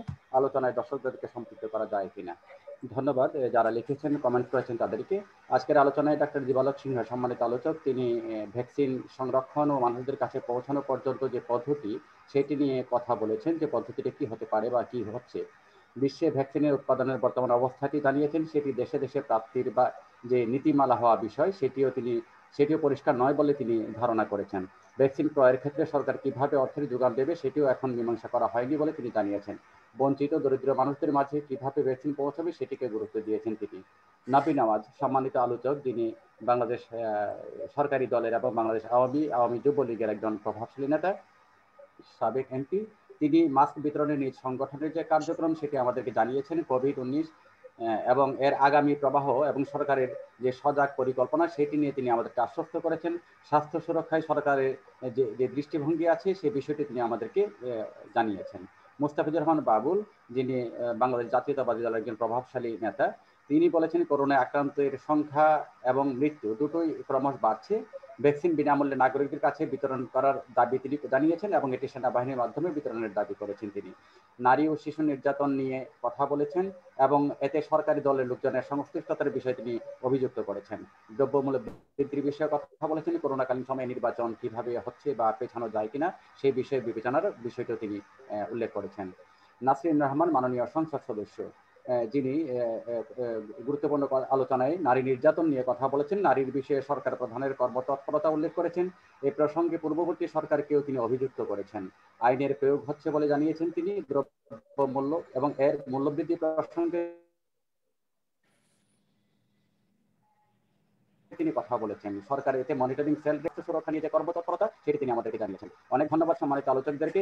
এখন মুদ্রা কথায় যেটি হচ্ছে, আমার যেটি মনে হয় সেটি হচ্ছে, আলোচকরা খুব চমৎকার করে কথা বলেন কিংবা আমাদেরকে জানাচ্ছেন সবকিছু সে ঠিক আছে, কিন্তু বাস্তবতার দিকে আমাদেরকে দৃষ্টি দিতে হবে। বাস্তবতা আমাদেরকে ভিন্ন কথা বলে কোনো কোনো ক্ষেত্রে, বিশেষ করে কোভিড-19 কারণে। আজকের সংবাদপত্র যদি আপনারা খেয়াল করেন দেখতে পাবেন, কিংবা প্রতিদিনই যা হচ্ছে, কোভিড-19 যেভাবে বাড়ছে, মানুষের মাঝে যে অসচেতনতা কিংবা বিয়ে, সভা সমাবেশ, মিছিল, বাজারঘাট, গণপরিবহন, কোথাও স্বাস্থ্য সুরক্ষার বালাই নেই। যদিও সরকার সর্বশেষ দিকে এসে মাস্কের প্রতি গুরুত্ব আরোপ করেছেন, সেই গুরুত্ব আরোপ করার কারণে কিছুটা অন্তত পক্ষে মানুষের মাঝে একটু সচেতনতা এসেছে বলে আমাদের গণমাধ্যমের এটি মনে হয়। কারণ বের হওয়ার পর দেখা যায় এখন কিছু মাস্ক মানুষ ব্যবহার করে। আর যেটি বিষয় আমরা আজকের এই তাজা খবর হলো সেটা হচ্ছে ভারতে যে ভ্যাকসিন বেরিয়েছে সেটি নেওয়ার পর ভারতের রাজ্যের এক স্বাস্থ্যমন্ত্রী কিন্তু আবার কোভিড-19 আক্রান্ত হয়েছেন। তার মানে সেই ভ্যাকসিনটি কার্যকর নয়। এবং আমাদের মাননীয় উপস্থাপক একটু আগে বলেছেন যে ভ্যাকসিন নিয়ে বিশ্বের বিভিন্ন সংস্থা কিন্তু সতর্কতামূলক কথা উচ্চারণ করছেন যে ভ্যাকসিন সঠিক ভ্যাকসিন দেওয়া হচ্ছে কিনা, কিংবা ভ্যাকসিনের আপনার যে গুণগত মান সেটি ঠিক আছে কিনা।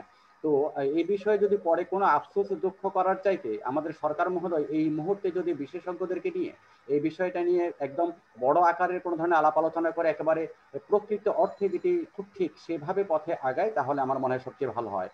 আর নারীর প্রতিহিংসতা, নারীর প্রতি যে সহিংসতা এবং দ্রব্যমূল্য নিয়ে কথা বলা হয়েছে, এটি আসলে বলে লাভ নেই কেন, এটি সারা জীবন হয়ে এসছে, যেটি আমাদের মাননীয় সংসদ সদস্য বলেছেন। কিন্তু তার অর্থ এই নয় যে এটি যেভাবে হচ্ছে সেভাবে চলতে থাকবে, বা অতীতের সরকারগুলো যেভাবে চলেছে বর্তমান সরকার সেভাবে চলবে, কিংবা আইন আছে, আইন হচ্ছে, আইন প্রয়োগ হচ্ছে, এগুলো বলে তো হয় না কেন। ধর্ষণ প্রতিদিন এখনো হচ্ছে।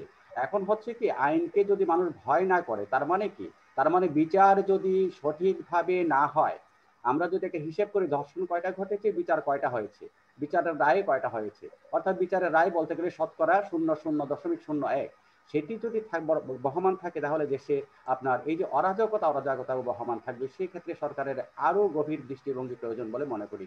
ধন্যবাদ আপনাদের সবাইকে। ধন্যবাদ শাহরিয়ার ভাই, আমি ধন্যবাদ জানাচ্ছি আপনাকে। আমি যাবো এখন আমাদের ডক্টর দিবালুক সিংহ। দিবালুক, একটু ক্যামেরাটা অন করতে হবে প্লিজ। দিবালুক, আমার যে প্রশ্নটা ছিল যে বিভিন্ন সংস্থা বিশেষ করে আমরা দেখছি যে বিভিন্ন দেশ এটা সন্দেহ করা হচ্ছে যে ভেজাল বা আপনার 2 নম্বর বা ভ্যাকসিন দেওয়ার একটা প্রক্রিয়া বা এটা হতে পারে, এ ব্যাপারে কি বলবেন? যেটা আমাদের শাহরিয়ার ভাই উল্লেখ করলেন যে ইন্ডিয়াতে আপনার একজন চিকিৎসক যিনি ভ্যাকসিন দেওয়ার পরে আবার আক্রান্ত হয়েছে। না, এখানে মানে আমি কারিগরি দিকটা আগে একটু উল্লেখ করেছিলাম যে মানে ভ্যাকসিন তৈরির 4টা ধাপ আছে, এবং সেই ধাপগুলি মানে যখন প্রকাশ করা হয় তখন আন্তর্জাতিকভাবে বিজ্ঞানীদের দ্বারা এটা স্বীকৃত হইতে হবে, যেটাকে পিয়ার রিভিউ বলা হয়। এখন যেমন ধরেন যে রাশিয়া যে স্পুটনিক 5 নামে যে টিকা আপনার এখন তৈরি করছে, সেইটা এখন পর্যন্ত আমরা আন্তর্জাতিকভাবে এটা যে পিয়ার রিভিউড হয়েছে সেটা জানতে পারিনি। আচ্ছা, এখন সুতরাং এবং মানে চীনারাও তৈরি করছে টিকা, কিন্তু সেই টিকাটা সিনোফার্ম নামে একটা তাদের প্রতিষ্ঠান আছে, এই উৎপাদন করছে, কিন্তু সেটাও তার কার্যকারিতা বিষয়ে তারা যে দাবি করছে সেটাও মানে পিয়ার রিভিউড আমরা দেখতে পাইনি। যার ফলে এবং যেমন ধরেন একটু আগে উল্লেখ করা হলো যে সেরাম ইনস্টিটিউট অফ ইন্ডিয়া, তাদের সাথে আমরা যে চুক্তি করেছি, এখন সেরাম ইনস্টিটিউট অফ ইন্ডিয়া নোভোভক্স নামে একটি ব্রিটিশ কোম্পানি আছে, তাদের সাথে চুক্তি করেছে, এবং সেই নোভোভক্স কোম্পানি এই মুহূর্তে 15,000 স্বেচ্ছাসেবীর উপরে এই আপনার পরীক্ষা নিরীক্ষা চালাচ্ছে ইংল্যান্ডে। এখন এবং তারা মানে আগামী 2021 সালের মাঝামাঝি সময়ে এটা শেষ হবে বলে মানে তারা বলছে। সুতরাং তারপরে এটা মানে সেরাম ইনস্টিটিউট অফ ইন্ডিয়া একটা বড় প্রতিষ্ঠান, তাদের কাছে সেই প্রযুক্তি হস্তান্তরিত হবে এবং তারপরে তারা সেই উৎপাদন শুরু করবে। সুতরাং 2021 শেষের দিকে ছাড়া ভারতের সেরাম ইনস্টিটিউট থেকে টিকা পাওয়ার সম্ভাবনা এই মুহূর্তে নেই। সুতরাং মানে এই প্রসঙ্গগুলি আছে। আরেকটা বিষয় হলো যে এর বাইরে বিশ্ব স্বাস্থ্য সংস্থা আপনার একটা মানে একটা বর্তমান প্রক্রিয়া চালাচ্ছে যে তারা তৃতীয় বিশ্বের দেশগুলির পক্ষে যারা উৎপাদনকারী আছে টিকার, তাদের সাথে চুক্তি করবে, এবং চুক্তি করে সেটা যখনই বাজারে আসবে তখনই এই সমস্ত দেশ যারা আপনার বিশ্ব স্বাস্থ্য সংস্থার এই প্রক্রিয়ার সাথে জড়িত হবে তাদেরকে টিকা সরবরাহ করবে। এখন সেই হিসাবে তারা আপনার যে টিকা সংগ্রহ করবে সেইখানে 2টা শর্ত আছে। একটা শর্ত হলো যে আপনাকে এই টিকার জন্য প্রথমে আপনার 1/3 প্রতি টিকার 1/3 দাম শোধ করতে হবে, যেটার পরিমাণ হলো $1.6 বা ধরেন 130 টাকা। তো আপনার 2টা সংগ্রহ করতে হবে, আর তাহলে আপনি ওই তালিকাভুক্ত হলেন। আর যদি আপনি $3.1 বা প্রায় 260 টাকা আপনি দিতে পারেন প্রতি টিকার জন্য, তাহলে আপনি ওই প্রক্রিয়ার ভিতর দিয়ে কোন সরবরাহকারীর কাছ থেকে আপনি টিকা কিনতে চান সেইটার মানে অগ্রাধিকার আপনি পাবেন। এখানে কোন সরবরাহকারী বা উৎপাদনকারী বলতে বোঝাচ্ছে যে কোন টিকাটা আসলে ভালো, বা কোন টিকাটা ধরেন কেউ দাবি করছে আমরা 94% আমরা আমাদের টিকা সফল, কেউ দাবি করছে 95% আমার টিকা সফল, কেউ দাবি করছে 92%, কেউ দাবি করছে 90%। সাধারণভাবে টিকা প্রস্তুতকারীদের ক্ষেত্রে যে মানদণ্ড ব্যবহার করা হয় তাতে অন্তত পক্ষে তাদেরকে সবাইকেই 50% উপরে তাদের টিকার মানে কার্যকারিতা প্রমাণ করতে হবে আর কি। তো সেইটা দিবালুকদা আমি একটা জিনিস, ইন্টারপোল যখন ভ্যাকসিন বেরোয়ার সাথে সাথে ইন্টারপোল কিন্তু একটা সবাইকে সতর্কতা জারি করছে যে এই যে ভ্যাকসিনের যে ইয়েটা, তো আমরা বিশেষ করে তৃতীয় বিশ্বের মাননীয় সংসদ হিসেবে যাবো, এরপরেই যাবো। আমি জানি মাননীয় সংসদ হিসেবে একটা প্রোগ্রাম আছে, আমি যাবো এরপরেই। হ্যাঁ, তো যেটা হচ্ছে যে এই যে তৃতীয় বিশ্বের দেশগুলা, আমরা জানি এইসব বিষয় একটু বেশি হয়, মানে যে জিনিসগুলো হচ্ছে যে আমরা জানি যে ভ্যাকসিন নিয়ে যদি এ ব্যাপারে কি বলবেন 2 নম্বরই বা জাল ভ্যাকসিন? এখানে আমি আপনার কথার প্রেক্ষিতে খুব শর্টে বলে দিচ্ছি একটা জিনিস, যে তৃতীয় বিশ্বের দেশগুলির মধ্যে যেমন ধরেন ভিয়েতনাম খুব সফলতা লাভ করেছে কোভিড দমন, এবং আজকে যে আমরা আলোচনা করছি যখন আগামী বছর আমরা আমাদের স্বাধীনতার সুবর্ণ জয়ন্তী পালন করতে যাচ্ছি, এবং স্বাধীনতা আন্দোলনের সময় আমরা সকলে মিলে পাকিস্তানের বিরুদ্ধে লড়াইয়ে এক কাট্টা হয়েছিলাম, এবং আমাদের স্বাধীনতা অর্জনে আমাদের সফলতা আমরা লাভ করেছিলাম। ঠিক ভিয়েতনামিরা যেটা করেছে, তারা তাদের জনগণকে এটা বুঝাতে পেরেছে যে এই এখন মানে এখন আবার সেই স্বাধীনতা আন্দোলনের মতো, মানে আমেরিকানদের তারা যেভাবে পরাজিত করেছিল ঠিক সেইভাবে কোভিড এর বিরুদ্ধেও সেই দেশের জনগণকে প্রস্তুতি নিতে হবে, এটা তারা বুঝাতে পেরেছে। এখন আমাদের এখানে যদি আমরা আমাদের জনগণকে সেইভাবে বুঝাতে পারতাম, এবং এইখানে আমার সমালোচনাটা যে আমাদের যে একটা নজরদারি ব্যবস্থা করা প্রথম থেকেই আমাদের স্বাস্থ্য সেবার ভিতর দিয়ে, যে নজরদারি মানে আপনি প্রথমে ঠিক করতে হবে যে আপনি কোথায় আছেন, এবং তারপরে আপনি ঠিক করতে হবে যে কত মাসে গিয়ে আপনি এই কোভিড কে পরাস্ত করবেন, এবং সেইটার জন্য একটা যোগাযোগ কৌশল মানে তৈরি করা, মানে যেটা কার্যকরী হবে, এবং তারপরে সেই যোগাযোগ কৌশলের ভিতরে জনসাধারণকে সংযুক্ত করা, সম্পৃক্ত করা।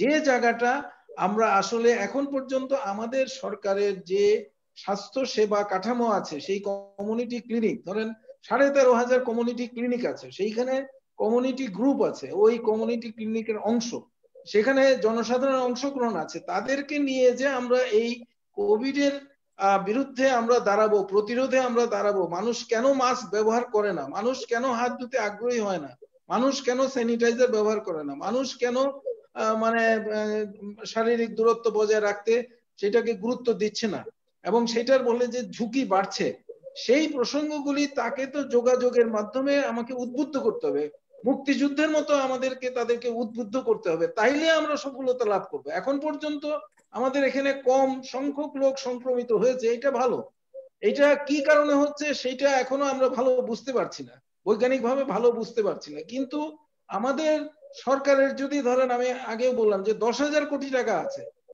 বলেছে বরাদ্দ আছে করোনা সংক্রান্ত, ঠিক আছে, তাহলে 10,000 কোটি টাকা দিয়ে প্রত্যেক কমিউনিটি ক্লিনিকে আপনি হাত ধোয়ার ব্যবস্থা করেন, প্রত্যেক কমিউনিটি ক্লিনিকে আপনি স্যানিটাইজার রাখার ব্যবস্থা করেন, প্রত্যেক বাজারে যেখানে মানুষ, মসজিদে মন্দিরে উপাসনালয় যেখানে মানুষ যাচ্ছে সেইখানে মাস্ক রাখেন, স্যানিটাইজার রাখেন, এবং সরকারের সেই টাকা সেইখানে ব্যবহার করার জন্য প্রয়োজনীয় পদক্ষেপ গ্রহণ করেন। তাইলে না মানে আমাদের দেশের মানুষের ভিতরে প্রতিরোধের যে আকাঙ্ক্ষা, সেই আকাঙ্ক্ষাটা সেই মুক্তিযুদ্ধের মতো আবার তীব্র হবে। আর যদি সেটা তীব্র করা যায় তাইলে আমরা জাতি হিসাবে আমরা হয়তো টিকা ওইভাবে সংগ্রহ করাটা আমাদের জন্য কঠিন হবে, কারণ আমাদের হাতে সেই প্রযুক্তি। ধন্যবাদ। আমি শেষ করে দিচ্ছি। সুতরাং সেইটা করার ক্ষেত্রে আমি উদ্যোগ নেওয়ার জন্য বলবো আর কি। এখানে আমি থামতে চাই। ধন্যবাদ। ধন্যবাদ জানাচ্ছি, কৃতজ্ঞতা জানাচ্ছি দিবালোকদা। আমরা অনুষ্ঠানে আমাদের মাননীয় সংসদ সদস্যের এক প্রোগ্রাম আছে, আমি ছেড়ে দেবো ওনাকে। আমি যাবো মাননীয় সংসদ সদস্যের কাছে, নার্গিস রহমান। যেটা বললেন আমাদের ডাক্তার দিবালোক সিংহ, যে বিশেষ করে জনগণ যদি সেই স্বাধীনতা যুদ্ধের ঐক্যবদ্ধ হয় তাহলে কোভিড কে মোকাবেলা যাবে, কি বলবেন আপনি?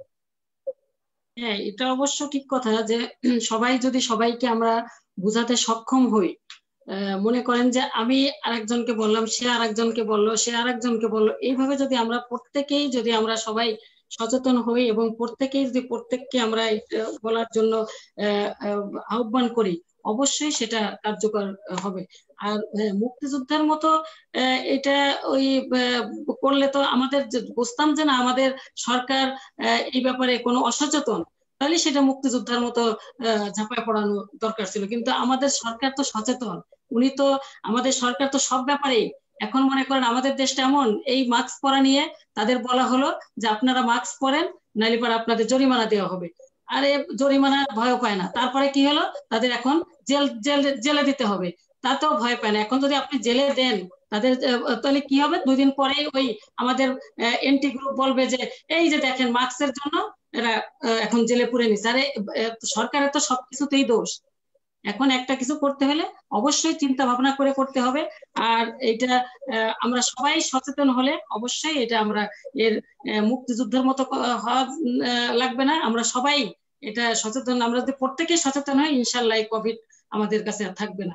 আর আমাদের জননেত্রী শেখ হাসিনা এই 17টা দেশের মধ্যে যখন বাংলাদেশটা এই ভ্যাকসিন আনার জন্য উনি পেয়েছে, নিশ্চয়ই এর চেয়ে আর বড় কিছু আমাদের সাফল্য নাই। কারণ এত বিশ্বের 17টা দেশের মধ্যে বাংলাদেশ এখানে স্থান পেয়েছে, আর কিছু বড় কিছু আর ইয়ে আছে বলেন। আমরা মনে করি যে অবশ্যই আমরা সবাই সচেতন হব, সবাই এই কোভিডের বিরুদ্ধে আমরা সবাইকে বলবো যে আসুন আমরা সবাইকে বুঝাতে সক্ষম হব, বিশেষ করে বুঝাতে যে এই জিনিসটা এইভাবে করলে আমরা এর প্রতিফল পাবো। ওই এটা যুদ্ধ, মুক্তিযুদ্ধ একবারই হয়, মুক্তিযুদ্ধ বারবার হয় না। আর মুক্তিযোদ্ধা এই জিনিসটা আমি মনে হয় যে এইটার জন্য মুক্তিযোদ্ধার ইয়েটা উচ্চারণ না করাই ভালো। এটা আমরা সবাই সচেতন হলে এটা অবশ্যই আমরা এর সফলতা আসবে। সবাইকে ধন্যবাদ, সবাই ভালো থাকে। জি ধন্যবাদ মাননীয় সংসদ সদস্য, ধন্যবাদ জানাচ্ছি, কৃতজ্ঞতা জানাচ্ছি আপনাকে, আপনি ব্যস্ত সময় আমাদের সময় দেওয়ার জন্য। আমি এখন যাবো, আমাদের সাথে আছেন বিএনপি কমিটির সহ সম্পাদক এবং সাবেক ছাত্র নেতা মুসলিম বাউল ভাই। বাউল ভাইকে যাবো। বাউল ভাই, যে কতগুলা বলছিলেন বাংলাদেশের যে ডাক্তার দিবালী সিংহ যে কথাটা বললেন যে ঐক্যবদ্ধ হওয়া দরকার, এই ব্যাপারে আপনি কি বলবেন? যে মানুষ ঐক্যবদ্ধ না হলে যে কোভিডে বাড়তে পারে, এবারে আপনার বক্তব্যটা কি? আমি আমাদের মাননীয় এমপি মহোদয়কে বিদায় দিয়ে দিচ্ছি, প্রোগ্রাম আছে। আসলে ওনাদের কোনো কিছুই পছন্দ হয় না আর কি। আপনার দিবালোকদা খারাপ কি বললেন? উনি কি আরেকটা মুক্তিযুদ্ধ করার জন্য বলেছেন? উনি বলেছেন যে মুক্তিযুদ্ধের চেতনায় গোটা জাতিকে ঐক্যবদ্ধ করা। এই করোনা মোকাবেলায় গোটা জাতিকে ঐক্যবদ্ধ করার কথা উনি বলেছেন। এইটা আমাদের আওয়ামী লীগের মাননীয় মহিলা সাংসদ, ওনার পছন্দ হলো না। তো দেবালোকদা ভিয়েতনামের প্রসঙ্গ তুলেছেন যে ভিয়েতনামে এই করোনার বিরুদ্ধে এই যুদ্ধে জয়ী হওয়া সম্ভবপর হয়েছে, কারণ ভিয়েতনামের বর্তমান নেতৃত্ব গোটা ভিয়েতনামের মানুষকে করোনার বিরুদ্ধে সচেতন করা, সতর্ক করা, ঐক্যবদ্ধ করতে সক্ষম হয়েছে বলে। আমাদের পাশের দেশ ভারতেও কিন্তু করোনা মোকাবেলার জন্য সকল দল একসাথে বসে তারা বৈঠক করেছে এবং করোনার বিরুদ্ধে একসাথে কিভাবে কর্মকাণ্ড করা যায় তা নিয়ে আলোচনা করেছে, সিদ্ধান্ত নিয়েছে। কেবল বাংলাদেশেই আমরা কোনো ইস্যুতেই আমরা একসাথে বসতে চাই না, একসাথে আলোচনা করতে চাই না, একসাথে আমরা সিদ্ধান্ত নিতে পারি না। আমাদের মাননীয় আপনার মহিলা সাংসদ উনি নারী নির্যাতনের প্রসঙ্গে আমি যে বক্তব্য উপস্থাপন করেছিলাম সেই বক্তব্যের বিরুদ্ধে উনি বলে গেলেন। আমি তো কখনই বলি নাই যে নারী নির্যাতন আগে ছিল না। নারী নির্যাতন সবসময়ই ছিল, কিন্তু এটা ঠিক সাম্প্রতিক কালে, এই করোনা কালে, সাম্প্রতিক সময়ে নারী নির্যাতন এটা বেড়ে গেছে। এবং এই নারী নির্যাতন, শিশু নির্যাতনের হাত থেকে কিভাবে আমাদের নারী ও শিশুকে রক্ষা করা যায়, নিষ্কৃতি দেওয়া যায়, সুরক্ষা দেওয়া যায়, সেই বিষয়েই তো আমি বলেছিলাম যে সরকারের দায়িত্ব আছে কঠোরভাবে আইন প্রয়োগ করবার, বিচারের আওতায় আনবার এবং সর্বোচ্চ শাস্তি বিধান করবার। একই সাথে সামাজিকভাবেও এই অপরাধের বিরুদ্ধে, এই পাষণ্ডদের বিরুদ্ধে সামাজিক প্রতিরোধ গড়ে তোলবার কথাই আমি বলেছিলাম। উনি বললেন যে সিলেটে এমসি কলেজে যেই আলোচিত দর্শনের কথা আমরা সবাই জেনেছি, ইতিমধ্যে চার্জশিটও হয়েছে। কাদের বিরুদ্ধে চার্জশিট হয়েছে? বিএনপি নেতা কর্মীদের বিরুদ্ধে চার্জশিট হয়েছে? না, ছাত্রলীগের নেতা কর্মীদের বিরুদ্ধেই স্থানীয় পুলিশ চার্জশিট দিয়েছে। আচ্ছা, আপনার নোয়াখালীর বেগমগঞ্জে একজন গৃহবধূকে উলঙ্গ করে মাসাধিক কাল ধরে তাকে নির্যাতন করে ভিডিও ধারণ করে সেই ভিডিও ছেড়ে দেওয়ার যে কাহিনী, এবং সেই কাহিনীর যে নায়ক, সে দুষ্কর্মের যে নায়ক দেলোয়ার, সে কি বিএনপি করে নাকি সে সরকার দলীয় সংগঠনের সাথে সে সম্পৃক্ত যুক্ত? আসলে এই ইস্যুতে নারী নির্যাতন, ধর্ষণ, এই ইস্যুতে দোষারোপের রাজনীতি থেকে আমাদের বের হয়ে আসতে হবে। এই সামাজিক বেধিকে মোকাবেলা করতে হবে, এবং মোকাবেলা করার জন্য সরকারের দিক থেকে আপনার যে উদ্যোগ, যে পদক্ষেপ নেওয়ার তা নিতে হবে। এবং যারা সরকারি দল করবার কারণে, সরকারি সংগঠন করবার কারণে যারা এই দুষ্কর্মগুলো সংগঠিত করছে, তাদের লাগামটা টেনে ধরতে হবে। আজকে আমাদের এই যে আজকে সমাজে শিশু নির্যাতন, নারী নির্যাতন, শিশু ধর্ষণ, নারী ধর্ষণ, এই যে সামাজিক ব্যাধিগুলো বেড়ে চলেছে এবং মহামারীর রূপ ধারণ করেছে, এর পেছনে আমি সবসময় বলি যে আমাদের সমাজে সামাজিক মূল্যবোধগুলো, নৈতিক মূল্যবোধের জায়গাগুলো, ধর্মীয় মূল্যবোধের জায়গাগুলো আমাদের সমাজে একের পর এক ধ্বংস হয়ে যাচ্ছে। এবং যেই সমাজে সামাজিক মূল্যবোধ ধ্বংস হয়ে যায়, যেই সমাজে নৈতিক মূল্যবোধের অবক্ষয় ঘটে, যেই সমাজে আপনার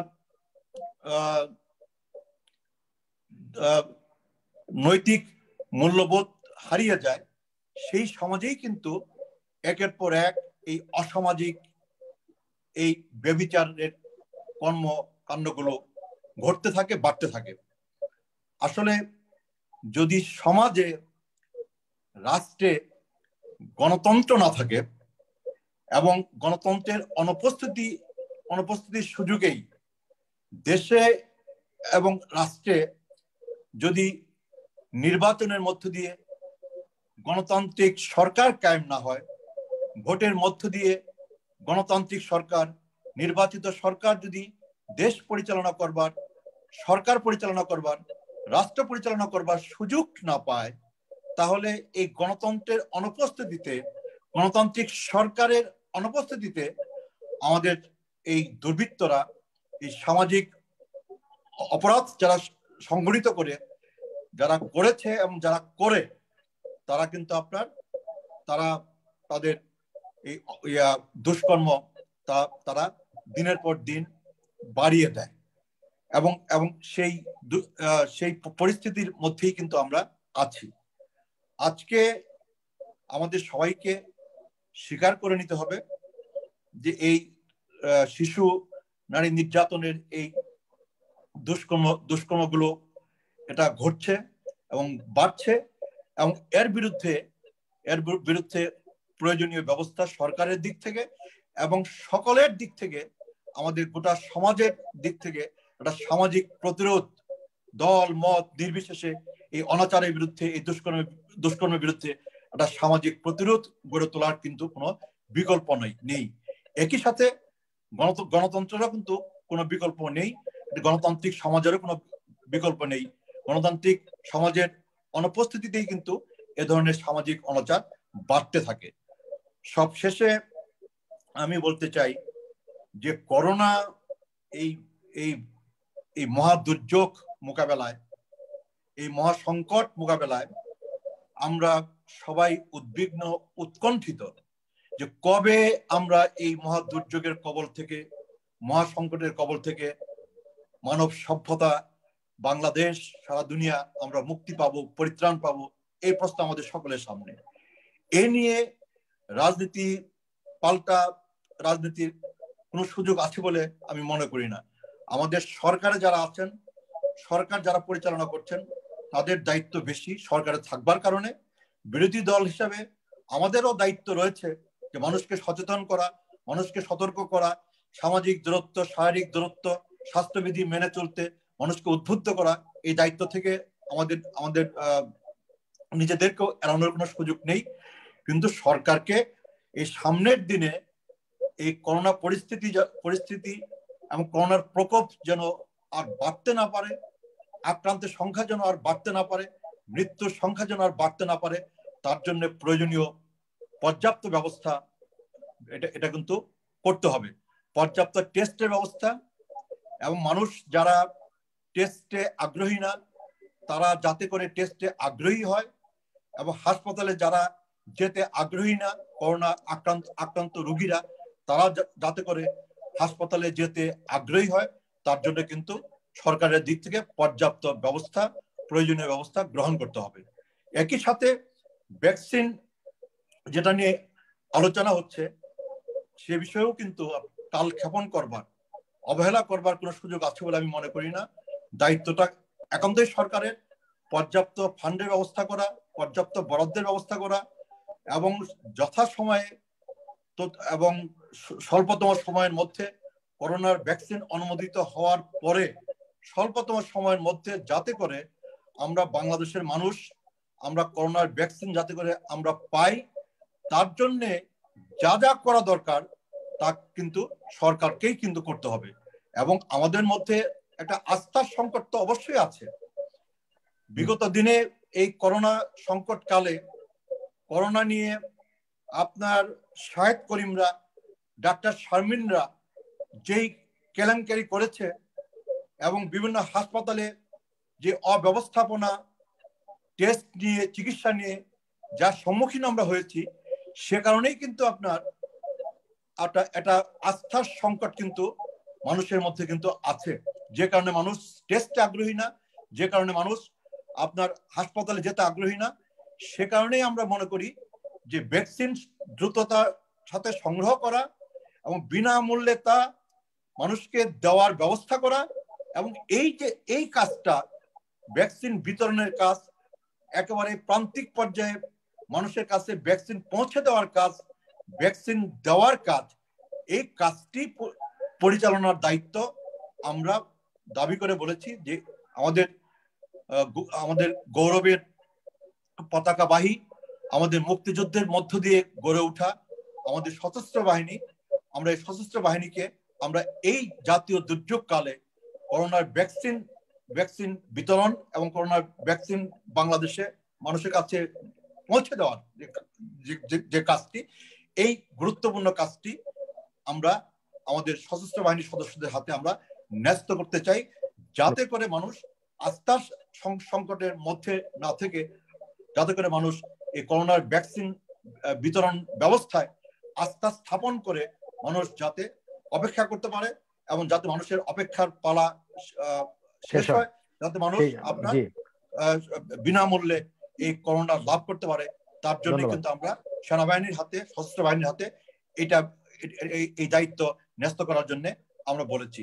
আমরা এই জায়গাতে করোনা মোকাবেলা করা, নারী নির্যাতন, শিশু নির্যাতন মোকাবেলা করা, দ্রব্যমূল্য নিয়ন্ত্রণের মধ্যে রাখা, সবকিছুর মধ্যেই আমরা সবাই মিলে সরকার এবং বিরোধী দল আমরা সবাই মিলে একসাথে আমরা কাজ করতে চাই, এবং এই জায়গাটাতে কারো আপত্তি থাকবার কোনো যুক্তিসঙ্গত কারণ আছে বলে আমি মনে করি না। আশা করি যে আমরা ওই বিষয়টা বলে আমি আমার বক্তব্য শেষ করব। নবী নওয়াজ ভাইকে যেটা আমি আগে বলেছি, যে বর্তমানে যে করোনার প্রকোপ বাড়ছে, আক্রান্তের সংখ্যা বাড়ছে, মৃত্যুর সংখ্যা বাড়ছে, এবং আমাদের সকল রাজনৈতিক দলের নানা পর্যায়ের নেতা কর্মীরা, আমাদের আত্মীয় স্বজনরাও কিন্তু আপনার করোনায় আক্রান্ত হচ্ছে। এবং এই পরিস্থিতি বিবেচনায় নিয়ে, এই ভয়াবহতা বিবেচনা নিয়ে স্থানীয় সরকার নির্বাচন সহ সকল রাজনৈতিক এবং নির্বাচনী কর্মকাণ্ড আপনার এটাকে সীমিত করা যায় কিনা, এটাকে পিছিয়ে দেওয়া যায় কিনা, সে বিষয়ে আমাদের ভাববার প্রয়োজন আছে বলে আমি ব্যক্তিগতভাবে মনে করি। যারা অংশগ্রহণ করছেন ধন্যবাদ দিয়ে আমি আমার বক্তব্য শেষ করছি। ধন্যবাদ জানাচ্ছি, কৃতজ্ঞতা প্রকাশ করছি। আমি অনুষ্ঠানের শেষ পর্যায়ে আমি একটু বলে নিই, আমাদের আগামীকালকের অনুষ্ঠান, আগামীকাল আমাদের বিষয় হচ্ছে কোভিড-19 ও নারী নির্যাতন। আমাদের সাথে অতিথি হিসেবে থাকবেন সদস্য অ্যাডভোকেট আদিবা আঞ্জুমিতা, যিনি সহসভাপতি বাংলাদেশ যুব মহিলা লীগের কেন্দ্রীয় কমিটির। আমাদের সাথে থাকবেন অধ্যাপিকা রুকিয়া চৌধুরী বেবি, সদস্য বিএনপি কেন্দ্রীয় মহিলা দল। আমাদের সাথে থাকবেন মনিরা বেগম অনু, যিনি বাংলাদেশের কমিউনিস্ট পার্টি কেন্দ্রীয় কমিটির সদস্য। থাকবেন জেসমিন প্রেমা, চেয়ারম্যান সমাজ কল্যাণ সংস্থা ক্রাশ। থাকবেন ডাক্তার মুকেশ রহমান মুকুল, আহ্বায়ক তেল গ্যাস খনিজ বন্দর রক্ষা জাতীয় কমিটি যুক্তরাজ্য। আগামীকাল অনুষ্ঠান বাংলাদেশ সময় রাত 9টা, ইউকে সময় বিকাল 3টা। দেখা আমন্ত্রণ রইল। আমি অনুষ্ঠানের শেষ পর্যায়ে আমি যাব আমাদের সাবেক সাংসদ, যুবলীগের কেন্দ্রীয় কমিটি প্রেসিডেন্ট সদস্য, বঙ্গবন্ধু পার্শ্বরের সভাপতি জনাব নবী নওয়াজ ভাই কাছে। নবী নওয়াজ ভাই, প্রথমে আপনাকে ধন্যবাদ জানাচ্ছি। আপনি আমাদের প্রবাস দর্পণে বিভিন্ন প্রোগ্রামে আমরা তাৎক্ষণিক করে আপনি সংযুক্তের জন্য ধন্যবাদ জানাচ্ছি প্রবাস দর্পণ পরিবারের পক্ষ থেকে। আমার যে প্রশ্নটা হচ্ছে যে বাউল ভাই অনেক প্রশ্ন রেখেছেন, সাথে আমরা একটা প্রশ্ন সংযুক্ত রাখতে চাই, যেটা হচ্ছে যেহেতু আপনাদের যুবলীগের নতুন কমিটি হয়েছে এবং বাংলাদেশে বর্তমান যে নারী নির্যাতন নিয়ে কিন্তু বিশেষ করে বিভিন্ন সময় ছাত্রলীগ ও যুবলীগের উপর মানে অনেকে আঙ্গুল তুলেন, এই ব্যাপারে কি আপনার নতুন ধরনের সিদ্ধান্ত আছে বা কোন ধরনের মানে ইয়ে নিচ্ছেন কিনা? আর সাথে সাথে বাউল ভাই অনেক উত্তর দেন প্লিজ। ধন্যবাদ রূপক দা, আমাকে একটু পরীক্ষা করেন, প্রায়ই পরীক্ষা করেন, যে একেবারে হঠাৎ করে আপনি বলেন যাতে করে আমার একটু বিব্রতকর অবস্থায় পড়তে হয়। সেই জন্য আমি সর্বপ্রথম শুরুটাও ভালো করে করতে পারিনি। আমি শুরুর অংশটুকু একটু নেব। সে শুরুর অংশে যে সময়টি সেটি হচ্ছে আমাদের মধ্যে আমি জানি যে দিবালোক সিংহ, আমাদের মধ্যে শাহরিয়ার ভাই, আমাদের পুরাতন মানুষ, আমাদের মধ্যে মোস্তাফিজুর রহমান বাবুল ভাই আছেন, আমাদের সেই যিনি আছেন আমাদের মাননীয় এমপি নার্গিস রহমান এমপি সহ আজকের যারা যুক্ত আছেন সম্মানিত অতিথিবৃন্দকে আমি শুভেচ্ছা অভিনন্দন জানাই। আর পাশাপাশি যারা দর্শক শ্রোতা আছেন তাদেরকে শুভেচ্ছা জানাই।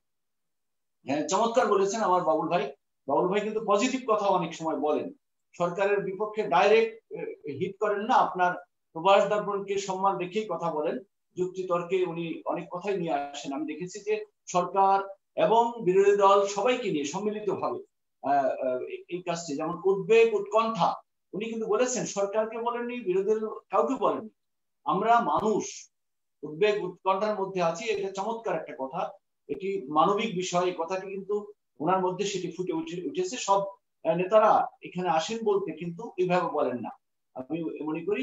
ধন্যবাদ জানাই আমার বাবুল ভাইকে। পাশাপাশি যে কথাটি আপনি প্রশ্ন করে আমাকে জানতে চেয়েছেন সেটি হচ্ছে যে বিএনপির যে বিষয়, আমার বাবুল ভাই বলেছেন বিএনপির বিরুদ্ধে কিন্তু চার্জশিট হয়নি, যেটি সিলেটে হয়েছে ছাত্রলীগের বিরুদ্ধে, ছাত্রলীগের নেতাকর্মীর বিরুদ্ধে।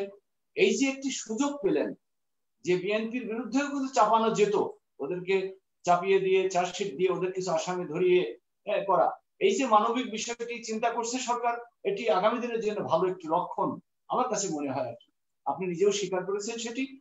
আগামী দিনে এটি হোক, তাহলে দেশে অন্তত সুশাসন যেটি আপনি আশা করেন, গণতন্ত্র যেটি সেটি ফিরে আসবে। আমাদের সহনীয় সহমর্মিতা, আমাদের মধ্যে একে অপরের যে সহনীয় হওয়ার যে মানসিকতা। পাশাপাশি আপনি আমাকে আগের বার প্রশ্ন করেছেন, মাঝখানে কিন্তু পূর্ববর্তী আমাকে সুযোগ দেননি। আপনি প্রশ্ন করেছিলেন যে করোনার প্রকোপ বাড়ছে, এই সময় কতটা সামাজিক দূরত্ব বজায় রাখা হচ্ছে। আমি কিন্তু বলেছি আজ সারাদিন আমি অনুষ্ঠান করেছি, প্রোগ্রাম করেছি, সেই প্রোগ্রামগুলোতে আমরা সামাজিক দূরত্ব বজায় রাখার জন্য যত প্রকারের, আমার চেয়ারম্যান শেখ ফজলে শামস পরশ উনি কথায় কথায়, আমার স্পষ্টতই মনে আছে যে এই বছরের প্রথম মার্চের 15 তারিখে আমি ওনার সাথে দেখা করতে গিয়েছিলাম ওনার বাসায়। যাওয়ার পরে ওই দিন আমি হ্যান্ডশেক করতে গিয়েছি। যখন হ্যান্ডশেক করতে গেলাম উনি নিজেই হাত উঁচু করে দাঁড়িয়ে বলতেছেন, না এখন থেকে একটু থেমে যেতে হবে আমাদেরকে। চমৎকার ভাবে আমাকে শিক্ষা দিলেন। ঠিক এই অভিনয়টি, এই অনুকরণটি আমি যেখানেই গিয়েছি সেখানে করেছি। আমি জানেন আজও আমি এখন কিন্তু আমার অফিসে আছি, আমার মৌচাকে বাসার থেকে অনেক দূর, আমি সেখানে আছি। আমার 3টা-4টা মিটিং ছিল, আমার রূপকদাকে কেন জানি না বলতে পারি না। এই না বলতে পারার কারণে আমি রূপকদার মাঝখান দিয়েও মিটিং শেষ করেছি, পরে শেষ বেলা এসে ঢুকে এখনো আমার 4জন মানুষ বসে আছেন এলাকার নেতৃবৃন্দ, ওনাদেরকে বসিয়ে রেখেছি। শেষে আমাকে না নিয়ে তারা যাবেন না, আমাকে বাসায় পৌঁছে দিয়ে ওনারা যাবেন।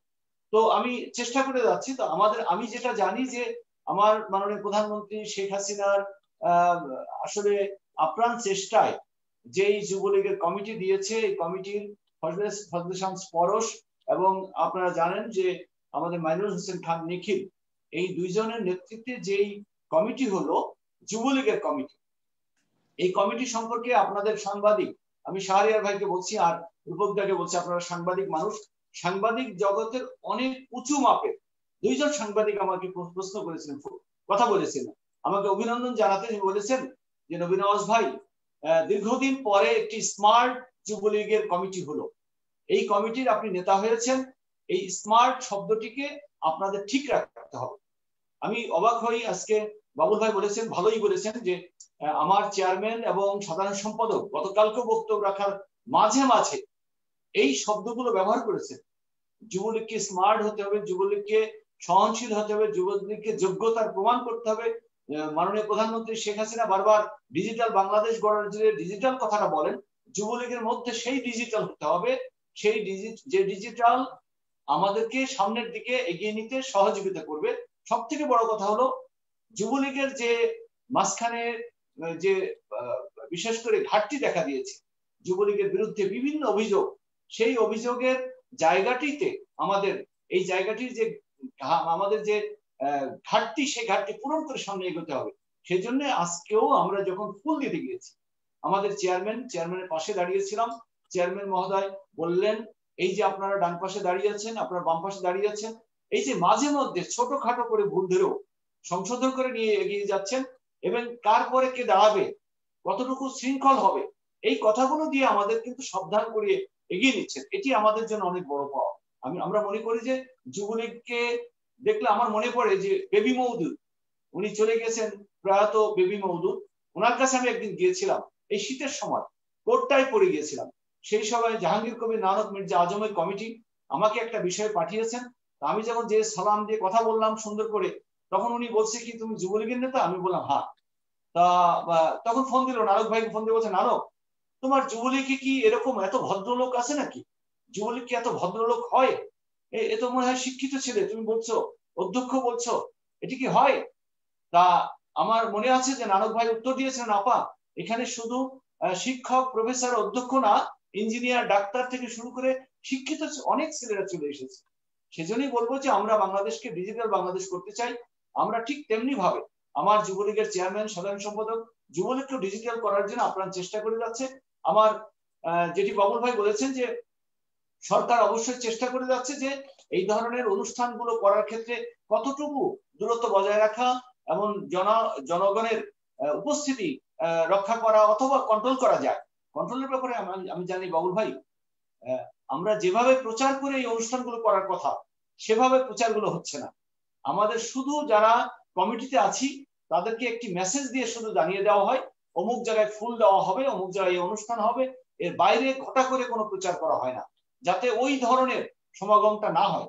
তার জন্য এই বিষয়টি চেষ্টা। তারপরেও আমরা যেহেতু সংগঠন করি, আপনি জানেন যে সংগঠন ভক্ত যারা রাজনীতি করা মানুষ, আর যুবলীগ যেহেতু স্মার্ট যুবলীগ হয়েছে, এই যুবলীগটি অনেকেই করতে চায়। যেমন আওয়ামী লীগের কয়েকজন নেতা আজকে বলছে যে এখন মনে হচ্ছে যুবলীগ করা যায়, যুবলীগে এই ধরনের নেতাদের উপস্থিতিতে আমরা ভাবছি এটা করা যায় কিনা।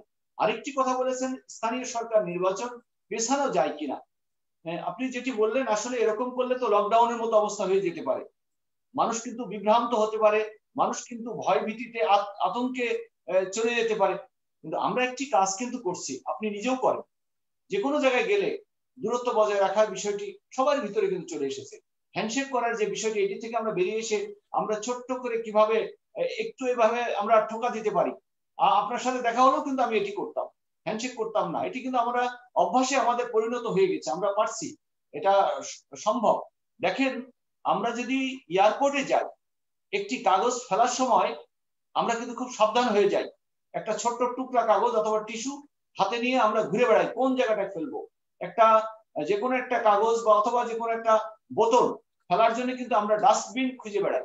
ঠিক এই যে অভ্যাসটা আমাদের হয়েছে, আমি মনে করি করোনার সময় আমাদেরকে অনেক শিক্ষা দিয়ে গিয়েছে করোনা, এর মধ্যে দিয়ে আমাদেরকে সামনে এগিয়ে যেতে হবে।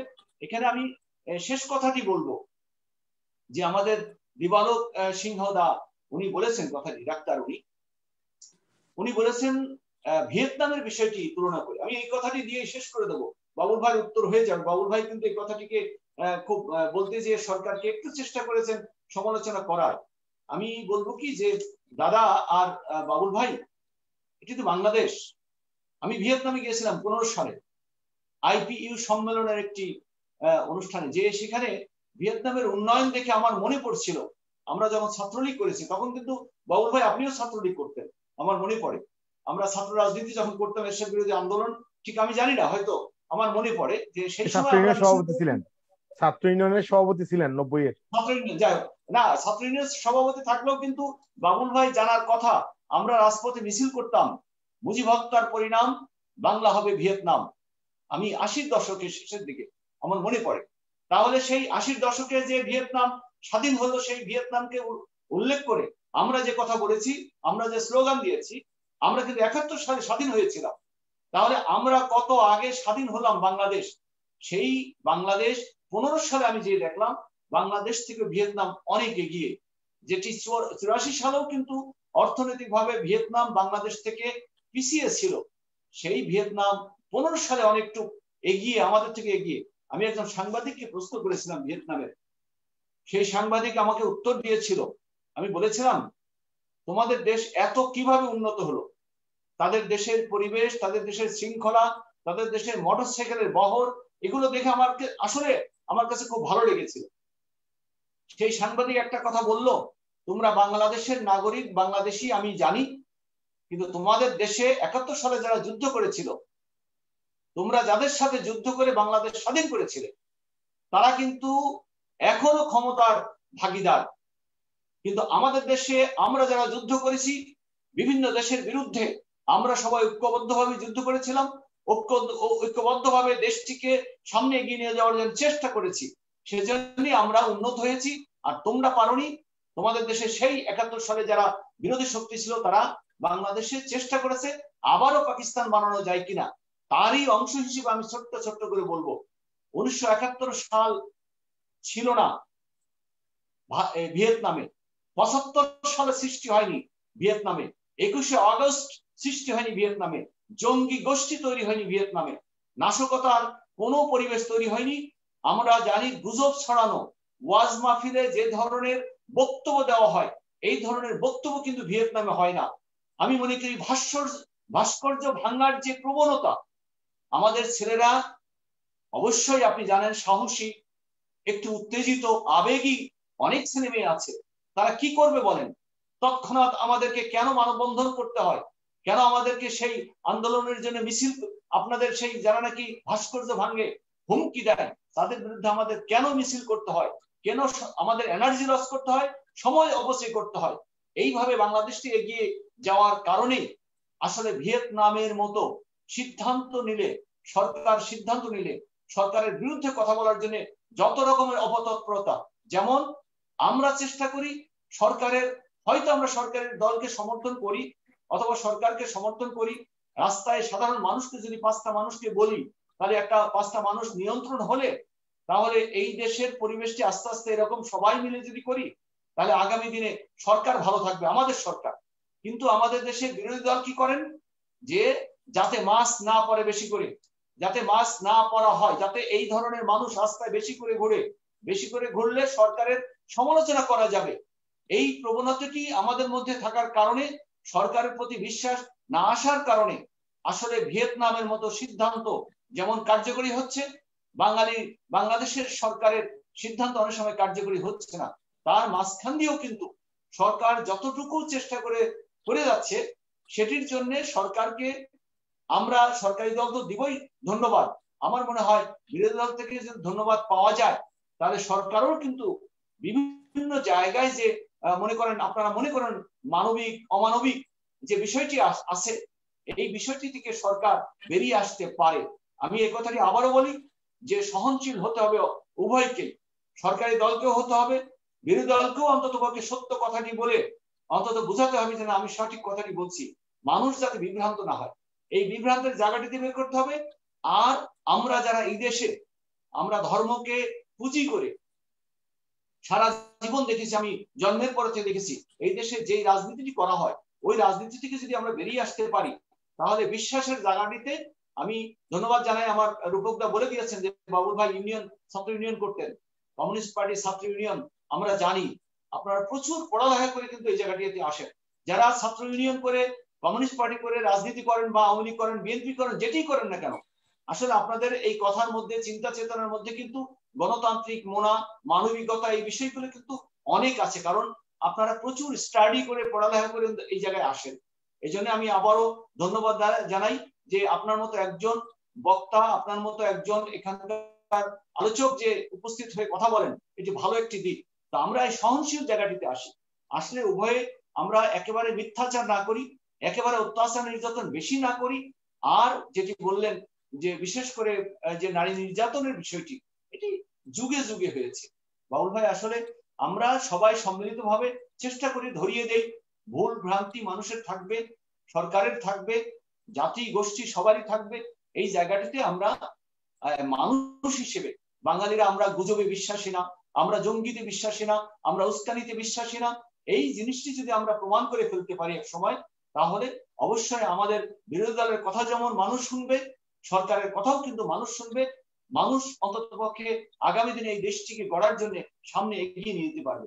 আমি বিশ্বাস করি সবাই সম্মিলিতভাবে আসেন, যে কথাটি বলেছেন, এই করোনাকে মোকাবেলা করতে হলে এই দ্বিতীয় ঢেউ যে আতঙ্কে আমরা এখনো আছি, সেই আতঙ্ক থেকে মুক্ত হওয়ার জন্য আমরা সবাই সম্মিলিতভাবে, ঐক্যবদ্ধভাবে যদি এগিয়ে যাই, তাহলে এই বাঙালি জাতিকে সামনে এগোনো সম্ভব এবং এই দেশকে সামনে এগোনো সম্ভব। আমাদের যে বিভিন্ন ধরনের যে প্রকল্প আছে, দেখেন মেট্রো রেল, তারপরে দেখেন পদ্মা সেতু, এটি জাতির জন্য। এই জিনিসটি করে আমরা সামনে এই দেশটা এগোতে পারি। আমার বিশ্বাস যে আমরা সবাই চলেন ঐক্যবদ্ধভাবে সামনে এগিয়ে যাই। সবাইকে শুভেচ্ছা, ধন্যবাদ, খোদা হাফেজ, জয় বাংলা, জয় বঙ্গবন্ধু। ধন্যবাদ জানাচ্ছি আজকে আমাদের অনুষ্ঠানে অতিথিবৃন্দ যারা ব্যস্ত মধ্যে আমাদের সময় দেওয়ার জন্য কৃতজ্ঞতা প্রকাশ করছি। আমরা বিশেষ করে কোভিড-19 এর পর আমরা শুরু থেকে আমরা অনুষ্ঠান করতেছি জনগণের সচেতন করার জন্য। আপনারা জানেন যে আমাদের ইউরোপ, ইউকে এবং বিভিন্ন দেশে এখানে মৃত্যু হার দিন দিন বাড়ছে, মানুষ মারা যাচ্ছে, মানুষের মধ্যে আতঙ্ক বিরাজ করছে। আমার অনুরোধ থাকবে এই অনুষ্ঠানের মাধ্যমে আমরা মূলত যে কাজটা জনগণের সচেতন করার জন্য এই অনুষ্ঠানগুলো করে থাকি, আপনারা একটু সচেতন হন, বিশেষ করে বাংলাদেশের মানুষ যারা আছেন। নতুবা দেখবেন যে আপনার কারণে দেখা যাবে যে আপনার ঘরে একজন বয়স্ক লোক কোভিডে আক্রান্ত হয়েছেন। তো এই জন্য সচেতনতা খুব জরুরি। সবাই ভালো থাকবেন, সুস্থ থাকবেন এবং আগামীকালকে অনুষ্ঠান বাংলাদেশ সময় রাত 9টায় 21 বিকাল 3টা দেখা আমন্ত্রণ দিয়ে আমাদের অনুষ্ঠান শেষ করছি। সবাই ভালো থাকবেন।